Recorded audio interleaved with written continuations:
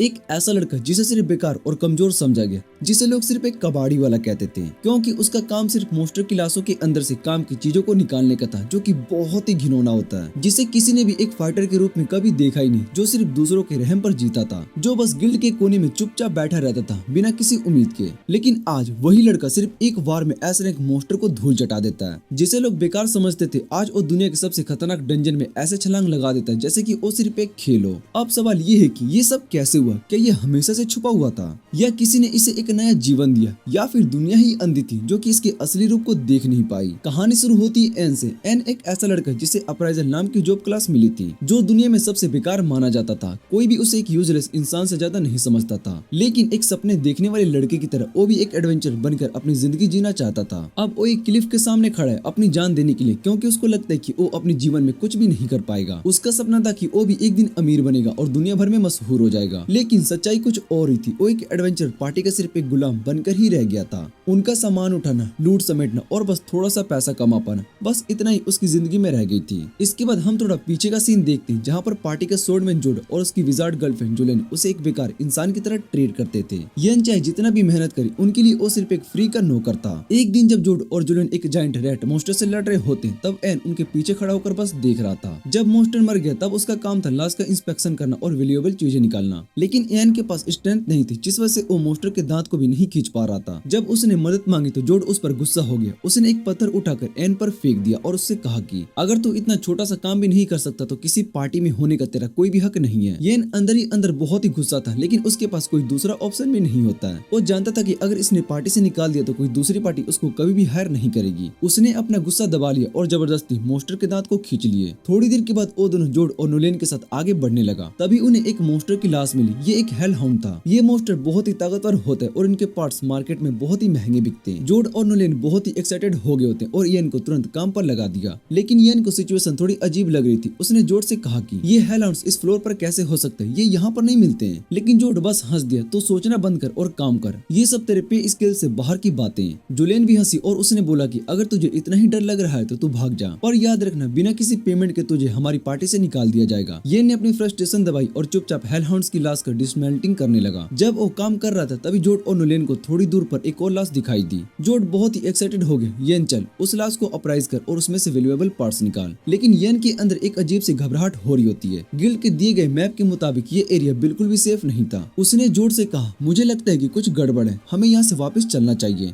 लेकिन जोड चिल्लाया, अगर तू अब यहाँ से भाग गया तो तेरा पैसा भी गायब हो जाएगा और साथ में तेरी जॉब भी चली जाएगी। येन के पास अब कोई चॉइस नहीं होती है। उसने अपनी सारी फीलिंग अंदर ही दबा ली और चुपचाप उनके साथ चल पड़ा। जब वो डंजन के एक और हिस्से में पहुंचे तो वहाँ पर हर जगह हेल हाउंड्स की लाशें बिखरी हुई थी। जुलियन और जोड इसे एक बहुत ही बड़ा ट्रेजर ट्रोव समझ रहे थे, लेकिन सिर्फ येन को समझ में आया था कि ये एक ट्रैप है। उसने घबरा कर कहा, ये लाशें यहाँ पर क्यों पड़ी हुई है? अगर किसी एडवेंचर ने इस हेल हाउंड्स को मारा होता तो वो वैल्यूएबल पार्ट्स को ले जाते। ये सब अनटच्ड है। लेकिन जोड और जुलियन सिर्फ लूट के बारे में ही सोच रहे थे। उन्हें अंदाजा भी नहीं था कि वो किसी और का शिकार बनने वाले थे। लेकिन अफसोस, छोटी सोच रखने वाला जोड लॉजिक समझने की अकल नहीं रखता। उसने येन को गुस्से से डांट दिया, बकवास बंद कर और काम कर। लेकिन तभी येन का चेहरा एकदम सफेद पड़ गया। उसने आगे उंगली उठाई और थरथराती आवाज में बोला, हेल हाउंड्स। जोड और जुलियन ने पलट कर देखा और दोनों की जान सूख गई। एक पूरी हेल हाउंड्स की फौज उनकी तरफ दौड़ रही थी। उन सब के जबड़ों से खून टपक रहा था और तभी येन को समझ में आया कि ये जो मरी हुई हेल हाउंड्स की लाशें थी, ये किसी गैंग वॉर का शिकार बनी थी। जोड और जुलियन ने अपनी तलवारें छोड़ी और अपनी पतलून को गीली करने लगे। एक हेल हाउंड को मारना मुश्किल था और ये तो पूरा का पूरा झुंड था। ना वो इनसे लड़ सकते थे और ना ही इनसे बचकर भाग सकते थे। लेकिन तभी जोड के दिमाग में एक घटिया आइडिया आया। उसने जुलियन की तरफ देखा और बोला, हमारे बचने का एक ही तरीका है, येन को उनके सामने छोड़ दो। येन ये सुनते ही उसके होश उड़ गए। तुम लोग ऐसा नहीं कर सकते हो। लेकिन बिना कोई वार्निंग दे जुलियन ने एक पैरालाइज स्पेल डाल दिया और येन जमीन पर गिर गया, बिल्कुल लाचार। उसके हाथ और पैर हिल भी नहीं रहते। जोड और जुलियन हंसते हुए भाग गए और पीछे से हेल हाउंड्स जोर जोर से भौंक रहे थे। एंजॉय लूजर, जोड चिल्लाया और वहां से भाग गया। येन का दिमाग अब भी हैजी था, उसका होश उड़ चुका था। लेकिन तभी एक हेल हाउंड ने उसके हाथ को अपने तीखे दांतों से चबा लिया। वो बेचारा दर्द से इतना तेज चिल्लाया कि उसकी पैरालाइज टूट गई। उसने तुरंत एक बड़ा सा पत्थर उठाया और हेल हाउंड्स के मुंह पर जोर से मार दिया। मोस्टर पीछे हट गया और उसने अपने बैग में हाथ डाला और सारा का सारा खाना हेल हाउंड्स की तरफ फेंक दिया। हेल हाउंड्स ने तुरंत उसके पीछे भागना बंद कर दिया और खाने पर टूट पड़े। येन घायल था, चल भी नहीं पा रहा था, लेकिन किसी तरह लंगड़ा टेढ़ा डंजन से निकलने लगा। लेकिन जैसे ही एग्जिट पॉइंट पर पहुंचा, उसका खून खोल उठा। जोड और नुले ने एग्जिट गेट को ब्लॉक कर दिया था। तुम लोगों ने सिर्फ मुझे ट्रैप ही नहीं छोड़ा बल्कि एग्जिट गेट भी बंद कर दिया, येन चीख पड़ा। जोड एक ठंडी सी हंसी हंसा, सॉरी लूजर, लेकिन अगर तू बच गया तो हमारी बहुत ही बदनामी हो जाएगी यार। येन ने पीछे मुड़कर देखा और हेलहाउंड्स एक बार फिर उसके पीछे आ रहे थे। उसने एक और एग्जिट गेट ढूंढा और दौड़ लगाई, लेकिन ये भी एक डेड एंड निकला। अब कोई रास्ता नहीं बचा था। हेलहाउंड्स की गूंजती हुई आवाजें उसके पास आ रही थी। येन समझ गया था कि अब वो मरने ही वाला है। उसने आसमान की तरफ देखा और सोचा, काश मैंने एडवेंचरर बनने का सपना नहीं देखा होता, काश मैंने एक नॉर्मल लंबी जिंदगी जी होती। पर अब सोचने का कोई फायदा नहीं था। येन ने एक गहरी सांस ली और पीछे मुड़ने की वजह उसने एक और रास्ता चुना। वो खुद ही क्लिफ के नीचे कूद गया। हवा में गिरते वक्त उसके दिमाग में सिर्फ एक ही सोच थी, मेरी जिंदगी भी एक लूजर की तरह चली और लूजर की तरह ही खत्म हो रही है। उसका गिरना और गिरना चलता रहा और फिर एक जोर का झटका आया। येन जमीन से टकरा गया। उसका पूरा शरीर छल्ली हो चुका था, खून हर जगह था। वो मरने ही वाला था। तभी एक अजीब सी चीज हुई, लेकिन वो ग्लिच हो रही थी, कभी दिख रही थी तो कभी गायब हो रही थी, जैसे कोई सपना हो, जैसे कोई इल्यूजन हो। उसने धीरे से येन की तरफ कदम बढ़ाया और येन अभी भी होश में था, लेकिन उसका दिमाग अब धीरे धीरे बंद हो रहा था। और तब लड़की ने उसके माथे पर एक हल्का सा किस किया और उसी पल येन बेहोश हो गया। लेकिन अब उसकी आंखें खुली तो सब कुछ बदल चुका था। वो एक छोटी सी चमकती हुई मैजिकल झील में था, एक विशाल पेड़ के नीचे। उसने अपने हाथ देखे, सारे घाव, सारी चोट, सब कुछ गायब हो चुका था। उसने झील के पानी को एनालाइज करने की कोशिश की, लेकिन उसका दिमाग एकदम झटका खा गया। ये पानी तो एस रैंक आइटम था, यार्डासिल ड्रॉप्स, वो लेजेंडरी पानी जो किसी भी बीमारी या घाव को तुरंत ठीक कर सकता है। येन की जिंदगी बदलने वाली थी। येन बड़े पेड़ को ध्यान से देखता है और उसे एहसास होता है कि ये यार्डासिल है, वर्ल्ड ट्री जो कि अनंत माना उत्पन्न करता है। वो हैरान रह जाता है क्योंकि जितना उसे पता था दुनिया के इकलौता वर्ल्ड ट्री बहुत ही साल पहले मुरझाकर गायब हो चुका था। माना सिर्फ वर्ल्ड ट्री से ही मिलता था, लेकिन जब वो खत्म हो गया तब लोग भी माना का यूज करते थे। इस वजह से स्कॉलर्स को लगा कि और भी वर्ल्ड ट्रीज होंगे और उन्होंने बहुत ढूंढा पर कभी भी सफलता नहीं मिली। ये पेड़ इतनी गहराई में छुपा था, विश्वास नहीं होता। येन सोचता है। उसका मन भर आता है क्योंकि इस पेड़ ने उसकी जान बचाई थी। वो धीरे से उसके तने को हाथ लगाता है और शुक्रिया कहने लगता है। तभी उसे हल्की सी आवाज सुनाई देती है, जैसे कोई धीरे से बोल रहा हो। वो आसपास देखता है पर कोई भी नहीं होता। उसे लगता है कि शायद से वो कोई भ्रम था। अब उसके पास एक ही रास्ता था, डंजन में और आगे बढ़ना, ताकि किसी और तरह की सरफेस तक पहुंच सके। जाने से पहले वो एक बार फिर से पेड़ की तरफ देखता है और उसका शुक्रिया अदा कहकर आगे बढ़ जाता है। दूर कहीं एक लड़की जो इसे देख रही थी कुछ बोलने की कोशिश करती है पर शब्दों का साथ नहीं मिलता। येन सोचता है कि ये जगह कितनी मुश्किल होगी क्योंकि अब तक किसी भी गिल्ड ने इतनी गहराई तक कदम नहीं रखा। फिर भी उसके पास कोई दूसरा रास्ता नहीं, इसलिए वो आगे बढ़ता रहता है। काफी देर तक कोई भी मोस्टर दिखाई नहीं देता और इसी वजह से वो थोड़ा आराम महसूस करता है। लेकिन तभी एक तेज वार उसके एक कान को काट देता है और वो चौंक जाता है। पर उसके रिएक्ट करने से पहले एक और वार होता है जो कि उसकी उंगलियां काट देती है। उसके सामने एक एस रैंक मोस्टर होता है जिसमें ज्यादा ताकत नहीं है, पर उसकी रफ्तार इतनी तेज है कि आंखों से भी मुश्किल से दिखाई दे। वो इतनी तेजी से अटैक करता है कि येन के पास भागने का कोई मौका नहीं होता। एक के बाद एक तेज वार उसके शरीर पर पड़ने लगता है। येन किसी तरह लौटकर वर्ल्ड ट्री के पास पहुंचने की कोशिश करता है, लेकिन मोस्टर उस पर आखिरी वार करने के लिए तैयार होता है। लेकिन तभी कुछ अजीब होता है और मोस्टर अचानक से रुक जाता है। येन पीछे मुड़कर देखता है और उसके होश उड़ जाते हैं। उसके सामने एक बड़ा सा मोस्टर आकर खड़ा हो गया होता है। डंजन का सबसे खतरनाक शिकारी एक भयानक ब्लैक बियर जो कि तुरंत उसे छोटे मोस्टर पर टूट पड़ता है। वो उसे छल कर रख देता है और फिर येन की तरफ देखता है और एक ही बार में उसका चेहरा चीर देता है। येन चिल्लाने लगता है और दर्द से बिल्कुल बेहोश होने वाला होता है। बियर उसे उठाकर जोर से दबाता है जैसे कि उसकी हड्डियां तोड़ देगा। उसे लगता है कि यही उसका अंत है, पर तभी एक तेज तलवार की चमक होती है और एक ही बार में ब्लैक बियर गिर जाता है, वो भी मरा हुआ। येन होश खो चुका था पर जाने से पहले उसकी आंखों के सामने एक छोटी सी परछाई दिखाई देती है। कोई उसके पास खड़ा है। मैंने सिर्फ इसलिए मदद की क्योंकि मुझे किसी खास ने कहा था। येन ये सुनता है और उसकी आंखें बंद हो जाती है। जब वो होश में आता है तो वो वापस से वर्ल्ड ट्री के नीचे होता है। पूरा का पूरा इलाज हो चुका होता है उसका। येन की आंख पूरी तरीके से ठीक हो चुकी होती है और वो जैसे ही अपनी नई आंख को देखता है उसके सामने एक लड़की दिखाई देती है, सफेद कपड़ों में, एक प्याली चाय हाथ में मुस्कुराती हुई। उसकी खूबसूरती को देखकर येन बस वहीं का वहीं रुक जाता है जैसे वो कोई झाड़ू हो। वो अभी भी उस लड़की को देख ही रहा होता है। तभी उसके पास एक छोटी सी लड़की आ जाती है और वो बोलती है कि उसके बारे में कोई अजीब सोच मत रखना। एन नहीं समझ पाता है कि वो क्या कह रही है। और ये छोटी सी लड़की जो कि बिल्कुल फ्लैट है आखिर में एक खूबसूरत लड़की को अपनी बेटी क्यों बता रही है। लड़की गुस्से में देखती है, मेरी बेटी के लिए ऐसा मत सोचना और ये चाय पियो, इसने तुम्हारे लिए ये बनाया है। उसके कहने से पहले जबरदस्ती वो एन को चाय पिला देती है, लेकिन चाय वाकई में लाजवाब होता है। तभी एन को पता चलता है कि ये छोटी लड़की असल में यूर्सुला वर्ल्ड ट्री की गार्डियन है और जो खूबसूरत लड़की उसके सामने खड़ी है उसका असली नाम यूरी है, पर वो यूर्सुला की बेटी नहीं है। उर्सुला साफ कह देती कि उसे किसी की जान बचाने में कोई रुचि नहीं है, लेकिन सिर्फ यूरी की जिद की वजह से उसने डंजन में आकर येन की मदद की। येन अब भी इस बात पर अटका होता है कि यूर्सुला वर्ल्ड ट्री की गार्डियन है। तभी यूर्सुला एक और सच बताती है कि इस दुनिया में 9 वर्ल्ड ट्री है और हर एक की अपनी एक गार्डियन होती जो कि उसकी सुरक्षा करती है। लेकिन असली झटका तब लगता है जब यूर्सुला बताती कि यूरी असल में एक इंसान नहीं बल्कि वर्ल्ड ट्री की आत्मा है। यूरी को शुरू से उर्सुला ने संभाला, इसलिए वो उसे अपनी माँ बताती है। येन बिना सोचे बोल पड़ता है कि यूरी वाकई में बहुत ही खूबसूरत है। यूर्सुला तुरंत उसकी तरफ गुस्से से देखती है, अगर तूने उस पर लाइन मारने की कोशिश भी की तो मैं वो तेरी आंख निकाल दूंगी जिससे कि मैंने मुश्किल से बनाया है। ये सुनकर येन को याद आता है कि उसकी आंख तो बियर ने खराब कर दी थी। यूर्सुला उसको समझाती कि वर्ल्ड ट्री की बूंदी उसके घाव को भर सकती लेकिन नई आंखें नहीं बना सकती। तभी यूरी ने चाहा कि येन दोबारा से देख सके और भी मजबूत बन सके। इस वजह से यूर्सुला ने एक खास आंख बनाई जो कि वर्ल्ड ट्री के एक हिस्से से तैयार की गई थी। ये सुनकर येन पूरी तरीके से शौक में आ जाता है और यूरी से पूछते तुम मेरे लिए इतनी चिंता क्यों कर रही हो। यूरी धीरे से मुस्कुराती है और वो कहती है क्योंकि तुमने मुझे शुक्रिया अदा किया था। येन इस बात का मतलब नहीं समझता पर उर्सुला उसे समझाती है कि लेकिन जब यूरी ने उनकी जान बचाई तो किसी ने भी उसका धन्यवाद नहीं किया। इसके बजाय जब उन्हें पता चले कि वो वर्ल्ड ट्री है तो उन्होंने उसकी शाखाएं तोड़नी शुरू कर दी। इस वजह से येन का सिर्फ एक छोटा सा थैंक यू भी यूरी के लिए बहुत ही बड़ी बात थी। येन फिर से यूरी का शुक्रिया अदा करता है उसकी जान 2 बार बचाने के लिए और यूरी हल्की सी लाल पड़ जाती है। लेकिन तभी यूर्सुला उस मोमेंट को बिगाड़ देती है और वो कहती है कि अब जब तुम ठीक हो गए तो हमारे घर से निकल जाओ। लेकिन यूरी बोल पड़ती है कि अभी नहीं, अगर ये ऐसे ही बाहर गया तो ये वहीं पर मर जाएगा। यूरी अपनी माँ से गुजारिश करती है कि वो येन की मदद करे। वो इतनी जोर से रोती है कि यूर्सुला मान जाती है। ठीक है, इस बेवकूफ को मरने से बचाने के लिए मुझे कुछ करना ही पड़ेगा। यूर्सुला फैसला करती है कि जब तक येन इतना स्ट्रॉन्ग नहीं हो जाता कि वो खुद से डंजन से बाहर निकल सके तब तक वो उसको ट्रेनिंग करेगी, कि खुद से डंजन से बाहर नहीं निकल सके तब तक वो उसकी ट्रेनिंग करेगी। यूर्सुला बिना किसी वार्निंग के उसे सीधा डंजन में खींच ले जाती है। येन अभी भी ये सोच रहा होता है कि मुझसे ये ट्रेनिंग नहीं होने वाली है। यूर्सुला उसे एक अंधेरी कॉरिडोर में लेकर जाती है और वो कहती है कि आगे देखो। येन अंधेरी की तरफ देखता है और वो बोलते है कि ये जगह मेरे फ्यूचर से बहुत ज्यादा अंधेरी है। यूर्सुला उसके सर पर एक छोटी सी चपाट लगाती है, चुप कर गधे। फिर वो समझाती है कि उसकी लेफ्ट आंख में वर्ल्ड ट्री की पावर है और अगर वो ध्यान लगाए तो वो सब कुछ देख सकता है। येन ध्यान लगाने की कोशिश करता है लेकिन उसका ध्यान सिर्फ यूरी की तरफ चला जाता है और तभी सब कुछ एकदम साफ दिखने लगता है। यूर्सुला बहुत ही खुश होती है, अब तक तो तू बस अपनी आंख का 1% भी यूज नहीं कर रहा था। पर उसके बाद वो बिना किसी वार्निंग के एक और बड़ा पत्थर एक सोए हुए आईबॉल मोस्टर के ऊपर फेंक देती है। मोस्टर गुस्से से जाग पड़ता है और इधर उधर तोड़फोड़ करने लगता है। यूर्सुला कहती है कि पहला लेसन इसके सभी अटैक को डोज करो। येन बहुत ही शॉक्ड होता है, ये कैसा लेसन है, मेरा अप्राइजल स्किल ऐसा काम नहीं करता।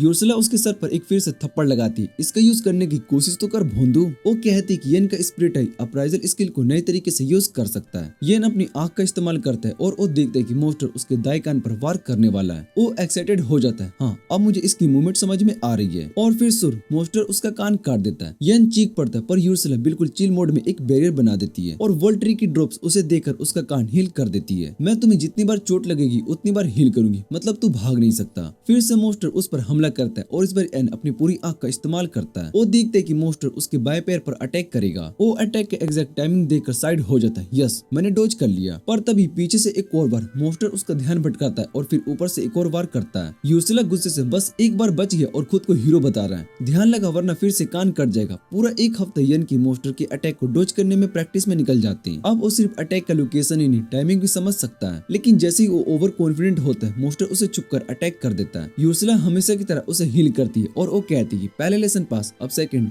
ट्रेनिंग स्टार्ट होती है। असली ट्रेनिंग तो अब शुरू होती है। यूर्सुला अब सीधा चैलेंज देती है, अब तुझे इस आई बॉल बैट को हराना होगा। येन तुरंत बोल पड़ता है कि मेरी जॉब क्लास कॉम्बैक्ट के लिए सही नहीं है। यूर्सुला उसके सर पर जोर से थप्पड़ मारती है और वो बोलती है रोना बंद कर और ये ले। वो वर्ल्ड ट्री की एक शाखा तोड़कर उसे देती है, इसे वेपन की तरह यूज कर और अपने दुश्मन को हरा। येन सोचता है कि अब जब वो मोस्टर के मूवमेंट को देख सकते उसे हरा पाना आसान होगा। लेकिन जैसे ही वो अटैक करते उसे एहसास होता है कि उसके अटैक मोस्टर तक पहुंच ही नहीं रहे। वो यूर्सुला से पूछते कि मुझे कोई और टिप्स दोगी। यूर्सुला उसकी तरफ देखती है, खुद सोच स्पिरिट आइज का यूज कर। येन ध्यान से मोस्टर के मूवमेंट्स को ऑब्जर्व करता है और तभी बिना किसी वार्निंग के उसका अप्राइजल स्किल अपग्रेड हो जाता है। अब वो मोस्टर की हर एक मूवमेंट को स्लो मोशन में देख सकता था। जैसे ही मोस्टर अगली बार अटैक करने के लिए आगे बढ़ता है येन उसे एक ही काउंटर अटैक में जमीन पर पटक देता है। वो खुद हैरान रह जाता है, मैं इतना स्ट्रॉन्ग कैसे हो गया। पर तभी टप उर्सुला उसे एक जोर से कराटे कोप उसके सर पर देती है। बस एक ही मोस्टर को हरा दिया और अपने आप को हीरो समझने लगा। अब अगला टास्क इस फ्लोर के सभी आई बॉल बैट्स को हराओ। येन तुरंत काम पर लग जाता है और जितनी जल्दी यूर्सुला ने सोचा था उससे भी पहले सारे मोस्टर को खत्म कर देता है। यूर्सुला अब उसे नया लेसन देती है, अब तुझे मोस्टर की एबिलिटीज को देखकर उसको कॉपी करना है। येन तुरंत मना कर देता है, ये तो नामुमकिन है। यूर्सुला हाँ, ह्यूमंस के लिए नामुमकिन, लेकिन स्प्लिट आइस के साथ तू ये कर सकता है। यन सोचते है कि कोशिश करके देखनी चाहिए। वो मोस्टर को घूरने लगता है और तभी उसी मोस्टर की सुपर एक्सेलरेशन एबिलिटी मिल जाती है। एक पल के लिए उसका दिमाग फटने वाला महसूस होता है, जैसे उसके अंदर बहुत ही नई इन्फॉर्मेशन आ गई हो। यूर्सला तुरंत कहती कि अब इस स्किल का यूज करके दिखाओ। यन रेडी होता है, देखती जाओ। वो स्टार्ट पोजीशन में आता है और फिर एकदम तेजी से भागता है, जैसे मेरा दोस्त मेरे से खाना छीनकर भाग जाता है। पर तभी सब कुछ चौपट हो जाता है। उसकी स्पीड इतनी तेज होती कि उसकी मसल्स उसका साथ नहीं देती और वो सीधा जमीन पर गिरता है। उर्सुला उसके ऊपर हंसती है और ओवल ट्री के ड्रॉप्स हील कर देती है। दोबारा ट्राई कर। येन अब कंफ्यूज हो जाता है, पर मेरी बॉडी इस स्पीड को हैंडल नहीं कर सकती। यूर्सुला, इसलिए अब तू तब तक प्रैक्टिस करेगा जब तक कि तेरी बॉडी उसको बर्दाश्त करना ना सीख ले। एक के बाद एक बार वो दोबारा से भागता है, गिरता है। उर्सुला उसे हील करती है और वो फिर से रिपीट। हजारों बार ये सब होने के बाद एक दिन उसका शरीर इस स्पीड की आदत डाल लेता है। अब उर्सुला उसके सामने नया चैलेंज रख देती है। अब तुझे मेरी एबिलिटीज को अप्राइज करना होगा। येन बहुत ही एक्साइटेड हो जाता है, मुझे क्या सीखना है। और बिना किसी वार्निंग के यूर्सुला एक फायरबॉल सीधा उसके मुंह पर छोड़ देती है। येन शौक में चिल्लाता है, ये क्या था। यूर्सुला हंसकर कहती है कि मुझे ये सीखना है कि बिना किसी स्पेल चेंट किए मैजिक कैसे कास्ट करते हैं। येन तुरंत अप्राइज करने की कोशिश करता है, लेकिन उससे पहले एक और फायरबॉल सीधा उसके मुंह पर लगती है और वो एक मीडियम रोस्ट बन जाता है। यूर्सुला उसका इलाज करती है और फिर थोड़ी देर के बाद फिर से उस पर अटैक कर देती है। दूसरी तरफ एन बिना किसी स्पेल चेंट किए फायरबॉल चलाना सीख जाता है, लेकिन जल्द ही गिर जाता है क्योंकि उसके पास माना बहुत ही कम होता है। अचानक वोल्ट ट्री का एक ड्रॉप यूरी से गिरता है और तुरंत उसका माना रिफिल कर देता है और उसकी माना कैपेसिटी भी बढ़ा देता है। येन अपनी ट्रेनिंग लगभग आधे महीने तक करता है और अब एक साथ 100 से भी ज्यादा फायरबॉल चला सकता है। साथ ही वो इंटरमीडिएट मैजिक भी यूज कर सकता है। यूर्सुला उससे कहती कि अब वो अकेले डंजन को एक्सप्लोर करने के लिए तैयार है, लेकिन उससे पहले एक अंतिम टेस्ट होगा। वो उसे एक डेथ बियर से लड़ने के लिए लेकर जाती है, लेकिन येन अपने पुराने ट्रॉमा की वजह से थोड़ा घबरा जाता है। लेकिन उर्सुला उससे कहती कि स्ट्रॉन्ग बनने के लिए इतनी मेहनत कर चुका है, इसलिए उसे कॉन्फिडेंट रहना चाहिए। फिर उसे सीधा डेथ बियर के सामने ढकेल देती है। येन फायरबॉल को चलाता है, लेकिन उसकी एम बहुत ही खराब होती है और वो एक भी अटैक सही नहीं लगता। पर उसके फायरबॉल के धुएं का फायदा उठाकर वो अपनी सुपर स्पीड स्किल का यूज करके डेथ बियर के पीछे पहुंच जाता है। बियर उस पर हमला करता है, लेकिन येन सुपर अप्राइजल स्किल का यूज करके सब कुछ स्लो मोशन में देख लेता है और फिर वो एक पावरफुल विंड स्पेल चलाता है और उसके बाद वो बिना रुके फायरबॉल्स चलाता है, जो कि लगती है और आधी नहीं लगती है। लेकिन आखिर में वो एस रैंक के मोस्टर को गिरा ही देता है। फिर वो डेथ बियर की एबिलिटीज को अप्राइज करता है और उसकी S+ rank steel cutter absorb कर लेता है, जो उसके अटैक को एक्स्ट्राऑर्डिनरी ड्यूरेबिलिटी और piercing पावर देती है। ये सब करने के बाद उसके सर में दर्द होने लगता है। स्किल अब्सॉर्ब करने के बाद उर्सुला उससे कहती है कि उसकी ट्रेनिंग कंप्लीट हो चुकी है और अब वो अकेले डंजन को एक्सप्लोर करने के लिए रेडी है। फिर वो उसे वर्ल्ड ट्री के पास लेकर जाती है और वो कहती है कि जाने से पहले उसे एक अंतिम गिफ्ट देगी। ये गिफ्ट होता है वर्ल्ड ट्री का बचा हुआ एक स्प्लिट कोर। ये मना कर देता है, वो इसे नहीं ले सकता क्योंकि ये बहुत ही वैल्यूएबल है। लेकिन यूर्सुला उसको समझाती है कि ये बस एक उधार है, क्योंकि वो जब भी मरेगा ये कोर वापस से वर्ल्ड ट्री में चला जाएगा। फिर वो अपनी मैजिक का यूज करके स्प्लिट कोर को एन की प्रोस्थेटिक आइस के साथ फ्यूज कर देती है। एन को इसमें कोई फर्क महसूस नहीं होता। तभी एक बूढ़ा आदमी उससे कहता है कि एक बेवकूफ इंसान को इस प्रोस्थेटिक आई की सच्चाई समझने में बहुत ही टाइम लगेगा। येन यूरी की तरफ मुड़कर उसको थैंक यू बोलता है, लेकिन वो वहाँ पर नहीं होती है। वो पूछते कि यूरी कहाँ पर है। तभी यूरी की आवाज उसके प्रोस्थेटिक आई से आती है और फिर अपनी ह्यूमन फॉर्म में मैनिफेस्ट हो जाती है। येन समझ नहीं पाता ये क्या हो रहा है, तो उर्सुला उसको बताती है कि उसकी आंख में वर्ल्ड ट्री का स्प्लिट कोर है, जो कि बेसिकली एक छोटा सा वर्ल्ड ट्री का रिप्लेसमेंट है। इसका मतलब है कि अब यूरी उसकी आंख के अंदर ही रह सकती है और चाहे येन कहीं भी जाए वो हमेशा उसके साथ रहेगी। यूरी एक्साइटेड होकर कहती है कि अपने वर्ल्ड ट्री के ड्रॉप्स उसकी सारी चोटों और बीमारियों को तुरंत ठीक कर देगी। येन इसके लिए थैंकफुल होता है, लेकिन फिर भी वो यूर्सुला से पूछता है कि क्या उसके लिए वर्ल्ड ट्री का एक स्प्लिट उसके साथ लेके जाना ठीक होगा। यूर्सुला बिना किसी वार्निंग के उसे एक जोर से ड्रॉप किक मार देती है। वो चाहती थी कि यूरी किसी रैंडम इंसान के साथ ना जाए, लेकिन साथ ही उसे ये भी पसंद है कि यूरी नई दुनिया घूमे और नए दोस्तों से मिले। इसी वजह से उसने डिसाइड किया कि वो उसे येन के साथ भेजेगी, क्योंकि चाहे वो कितना भी बेवकूफ है लेकिन दिल का बहुत ही अच्छा है। येन कसम खाता है कि वो यूरी का ध्यान रखेगा। यूर्सुला उससे कहती है कि बेहतर होगा कि वो अपनी कसम निभाए। फिर वो उसके हाथ पर एक ग्लोइंग टैटू बनाती है, जो कि इन्फिनिट स्टोरेज स्पेल होता है। उसके बाद वो एक स्प्लिट सोर्ड को निकालती है, जो कि उसने यूरी की दी गई रॉ मटेरियल से बनाई थी, और कहती कि उसे अपने स्टोरेज में डाल ले। लेकिन स्टोरेज में डालने से पहले ही यूर्सुला ने बिना किसी वार्निंग के उसके सीधे आंख में छुरा घुसा दिया और एक मैजिक स्टोन उसके गले के अंदर खींच दिया। येन चीख कर पूछते कि ये तुमने क्या कर दिया। यूर्सुला शांति से समझाती है कि अब उसकी आंख एक सेज स्टोन से रिप्लेस हो चुकी, जो कि उन दोनों के बीच का मेटल लिंक बना देगी। अब वो कभी भी एक दूसरे से बातें कर सकते हैं और यूर्सुला उसके दिमाग में चल रहा हर एक सीन को देख सकती है। फिर वो एक और सीरियस टोन में कहती कि अगर उसने यूरी के साथ ज्यादा क्लोज होने या फिर कोई और गलत हरकत करने की कोशिश की तो उसे ढूंढकर मार देगी। ये सुनकर येन थोड़ा सा पसीना पसीना हो जाता है। फिर वो यूरी से पूछता है कि सरफेस पर पहुंचने के बाद उसका क्या प्लान है। यूरी कहती है कि वो अपनी बहनों से मिलना चाहती है। यूर्सुला समझाती कि पहले सिर्फ एक ही बड़ा वर्ल्ड ट्री था, लेकिन वो 9 पार्ट्स में टूट गया और यूरी उनमें से एक, बाकी वर्ल्ड ट्री उसकी बहनें। येन वादा करता है कि वो पूरी दुनिया घूमकर उसकी बहनों से मिलवाएगा। इसके साथ ही उसका सफर शुरू होता है। यूर्सुला उससे बताती रहती है कि कौन सा रास्ता लेना चाहिए और कौन सा मॉन्स्टर्स उसके सामने आएंगे। येन देख लेता है कि अब एसरेक मॉन्स्टर को हराना काफी आसान हो चुका है और अब एबिलिटी एब्जॉर्ब करने से सर्द का दर्द भी नहीं होता है, क्योंकि यूरी तुरंत से हील कर देती है। जल्दी वो बॉस के रूम में पहुंच जाता है और यूर्सुला समझाती है कि जब तक कि वो बॉस को नहीं हराता तब तक अगले फ्लोर तक का रास्ता नहीं खुलेगा। येन थोड़ा डाउट में पड़ जाता है, क्योंकि बॉस मॉन्स्टर अब तक सबसे पावरफुल दुश्मन में से एक होगा। लेकिन यूरी और यूर्सुला उससे कहते कि उसे अपने पर भरोसा रखना चाहिए। उनकी बातें सुनकर वो मोटिवेट हो जाता है। वो बॉस रूम के अंदर जाता है और उसके सामने एक बड़ा सा डंजन कोर दिखाई देता है। अचानक जमीन पर एक समनी सर्कल चमकने लगता है और उसमें से एक विशाल स्टोन गुलेम बाहर आता है। येन तुरंत यूरी से कहते कि वो वापिस से उसकी आंख में चली जाए और फिर बिना किसी देरी के गुलेम की तरफ दौड़ पड़ता है। येन आसानी से गुलेम का पहला अटैक से बचता है, लेकिन अगले ही पल गुलेम उस पर एक जोर का पंच मार देता है। येन तुरंत अपनी एक एक्वायर्ड स्किल का यूज करते हैं, जिससे कि उसके हाथ स्टील मजबूत हो जाते हैं, लेकिन पंच का इम्पैक्ट उसके लेग मसल को फाड़ देता है। यूरी बिना किसी देरी के उसे तुरंत हील कर देती है। फिर येन अपने डिसोल्विंग पॉइजन स्किल का यूज करता है, जो कि उसने एक विशाल सांप को मारकर हासिल की थी, और गुलेम का हाथ पिघला देता है। इससे गुलेम और भी ज्यादा गुस्से में आ जाता है और बिना सोचे समझे एक के बाद एक पावरफुल अटैक करने लगता है।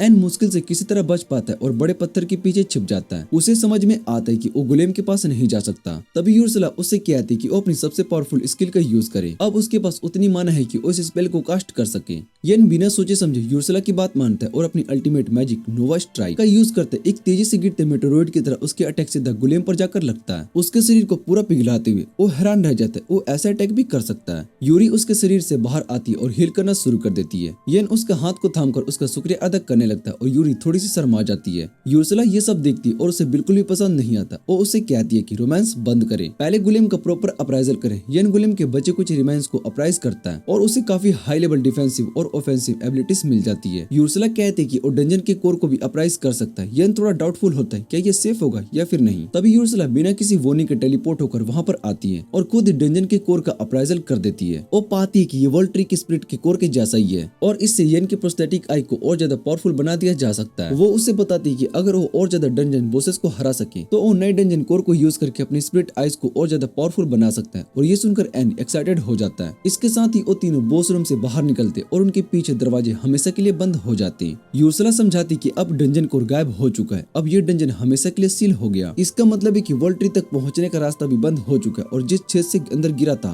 वो भी सील हो गया होगा। यूर्सुला कहती कि अब वो कोई भी वर्ल्ड ट्री तक नहीं पहुंच सकता। इसका मतलब उसे वहाँ पर रखवाली करने की कोई जरूरत नहीं है। वो डिसाइड करती कि वो भी यूरी और येन के साथ चलेगी। कुछ समय के बाद तीनों फाइनली सरफेस पर पहुंच जाते हैं। इसी दौरान एक शहर के बारे में एक स्वॉर्डमैन, जो कि जोड होता है, अपने कुछ एडवेंचरस दोस्तों के साथ बैठकर दारू पी रहा होता है। वो उन्हें एक कहानी बताने लगता है कि कैसे उसकी पार्टी डंजन में हेलहाउंड से घिर गई थी और उन्हें लगा था कि वो वहाँ से जिंदा नहीं बच पाएंगे। लेकिन जोड सच को तोड़ मोड़ कर कुछ और ही कहानी सुनाने लगता है। वो सबके सामने ये दिखाने लगता है कि येन ने खुद को कुर्बान कर दिया ताकि उसकी पार्टी बच सके। वो अपनी बातों में इतना दुख दिखाता है कि दूसरे एडवेंचरस उसके लिए सिंपैथी महसूस करने लगते हैं। लेकिन जैसे जोड येन को अपने पीछे खड़ा देखते है, वो अपनी ड्रिंक तुरंत थूक देता है। वो हैरानी से चीखता है, तू तो अब तक जिंदा कैसे बच गया। येन एकदम कैजुअली कहता है कि मैंने बस मॉन्स्टर को हरा दिया। ये सुनकर जोड को यकीन नहीं होता और दूसरे एडवेंचरस उससे कहते हैं कि उससे खुश होना चाहिए कि उसका सेवियर अभी भी जिंदा है। तभी येन सभी को सच्चाई बताता है। वो सभी को बताता है कि जोड और जुलियन ने उसको पैरालाइज मैजिक से गिरा दिया था और उसे वहाँ पर मॉन्स्टर के बीच मरने के लिए छोड़ दिया था। ये सुनकर सारे एडवेंचरस गुस्से से धधक उठते हैं और जो भी हाथ लगता है वो जोड पर फेंकने लगते हैं। लेकिन येन सभी को रोक लेता है और वो कहते हैं कि चलो चाहे जो भी हो, जोड वही पहला इंसान था जिसने मुझे अपनी पार्टी में जगह दी। फिर वो इस हरामी का शुक्रिया अदा करता है और बस इतना कहकर वहाँ से चला जाता है। सब लोग हैरान रह जाते हैं क्योंकि अब उसका एटीट्यूड पूरी तरीके से चेंज हो चुका था। इसके बाद येन, यूरी और यूर्सुला एक नए डंजन को एक्सप्लोर करने लगते हैं। वो एक के बाद एक पावरफुल डंजन बॉसेस को हरा रहे होते हैं और उनके ड्रैगन कोर्स अब्सॉर्ब कर रहे होते हैं। उनका असली लक्ष्य वर्ल्ड ट्री को ढूंढना होता है। लेकिन महीने गुजर गए होते और अब तक उन्हें कोई भी जानकारी नहीं मिलती है। एक दिन एक और डंजन ट्रिप से लौटते वक्त उन्हें दूर से चीखने की आवाज सुनाई देती है। तीनों तुरंत वहां पर पहुंचते हैं और वो देखते हैं कि कुछ मॉन्स्टर्स एक कैरेज पर अटैक कर रहे हैं। येन बिना किसी देरी के मॉन्स्टर का सफाई कर देता और उनकी एबिलिटीज अब्सॉर्ब कर लेता है। दूसरी तरफ यूरी और यूर्सुला घायल सैनिकों को हील करने में लग जाती है। उसके बाद येन कैरेज के अंदर जाता और एक गुलाबी बालों वाली लड़की को देखता है। लड़की तुरंत उसे देखते ही उस पर फिदा हो जाती है और उसे जोर से पकड़ लेती है। वो एक्साइटेड होकर कहती कि मेरा हीरो आ गया। येन पूरा कंफ्यूज हो जाता है, ये क्या हो रहा है यार। तभी उसे पता चलता है कि ये लड़की क्लाउडिया है, किंगडम की तीसरी प्रिंसेस, और उसके साथ जो आदमी और जेस्पर मर्चेंट गिल्ड का लीडर है। क्लाउडिया येन और उसकी टीम को पैलेस में आने का इन्विटेशन देती है ताकि उसका प्रॉपर धन्यवाद कर सके। लेकिन जैसे ही वो पैलेस पहुंचते क्लाउडिया बिना किसी शर्म के एन पर अटैक करने लगती है। लेकिन उसके पहुंचने से पहले यूरी बीच में आ जाती है और उसे डिक्लेयर करती कि मैं एन की पत्नी हूँ। येन ये सुनकर बहुत ही ज्यादा शॉक्ड में हो जाता है, लेकिन असली झटका उसे तब लगता है जब क्लाउडिया कैजुअली कहती कि मुझे कोई प्रॉब्लम नहीं है, मुझे दूसरी पत्नी बनने में कोई दिक्कत नहीं है। इतना सुनकर यूरी और क्लाउडिया के बीच में फुल आर्गुमेंट शुरू हो जाता है कि कौन पहली पत्नी और दूसरी पत्नी बनेगी। लेकिन सबसे बड़ा ट्विस्ट तब आता है जब मर्चेंट विस्पर सीधे एन के पास आता है। वो कहता है कि मुझे लगता है कि तुम्हें मुझसे शादी कर लेनी चाहिए।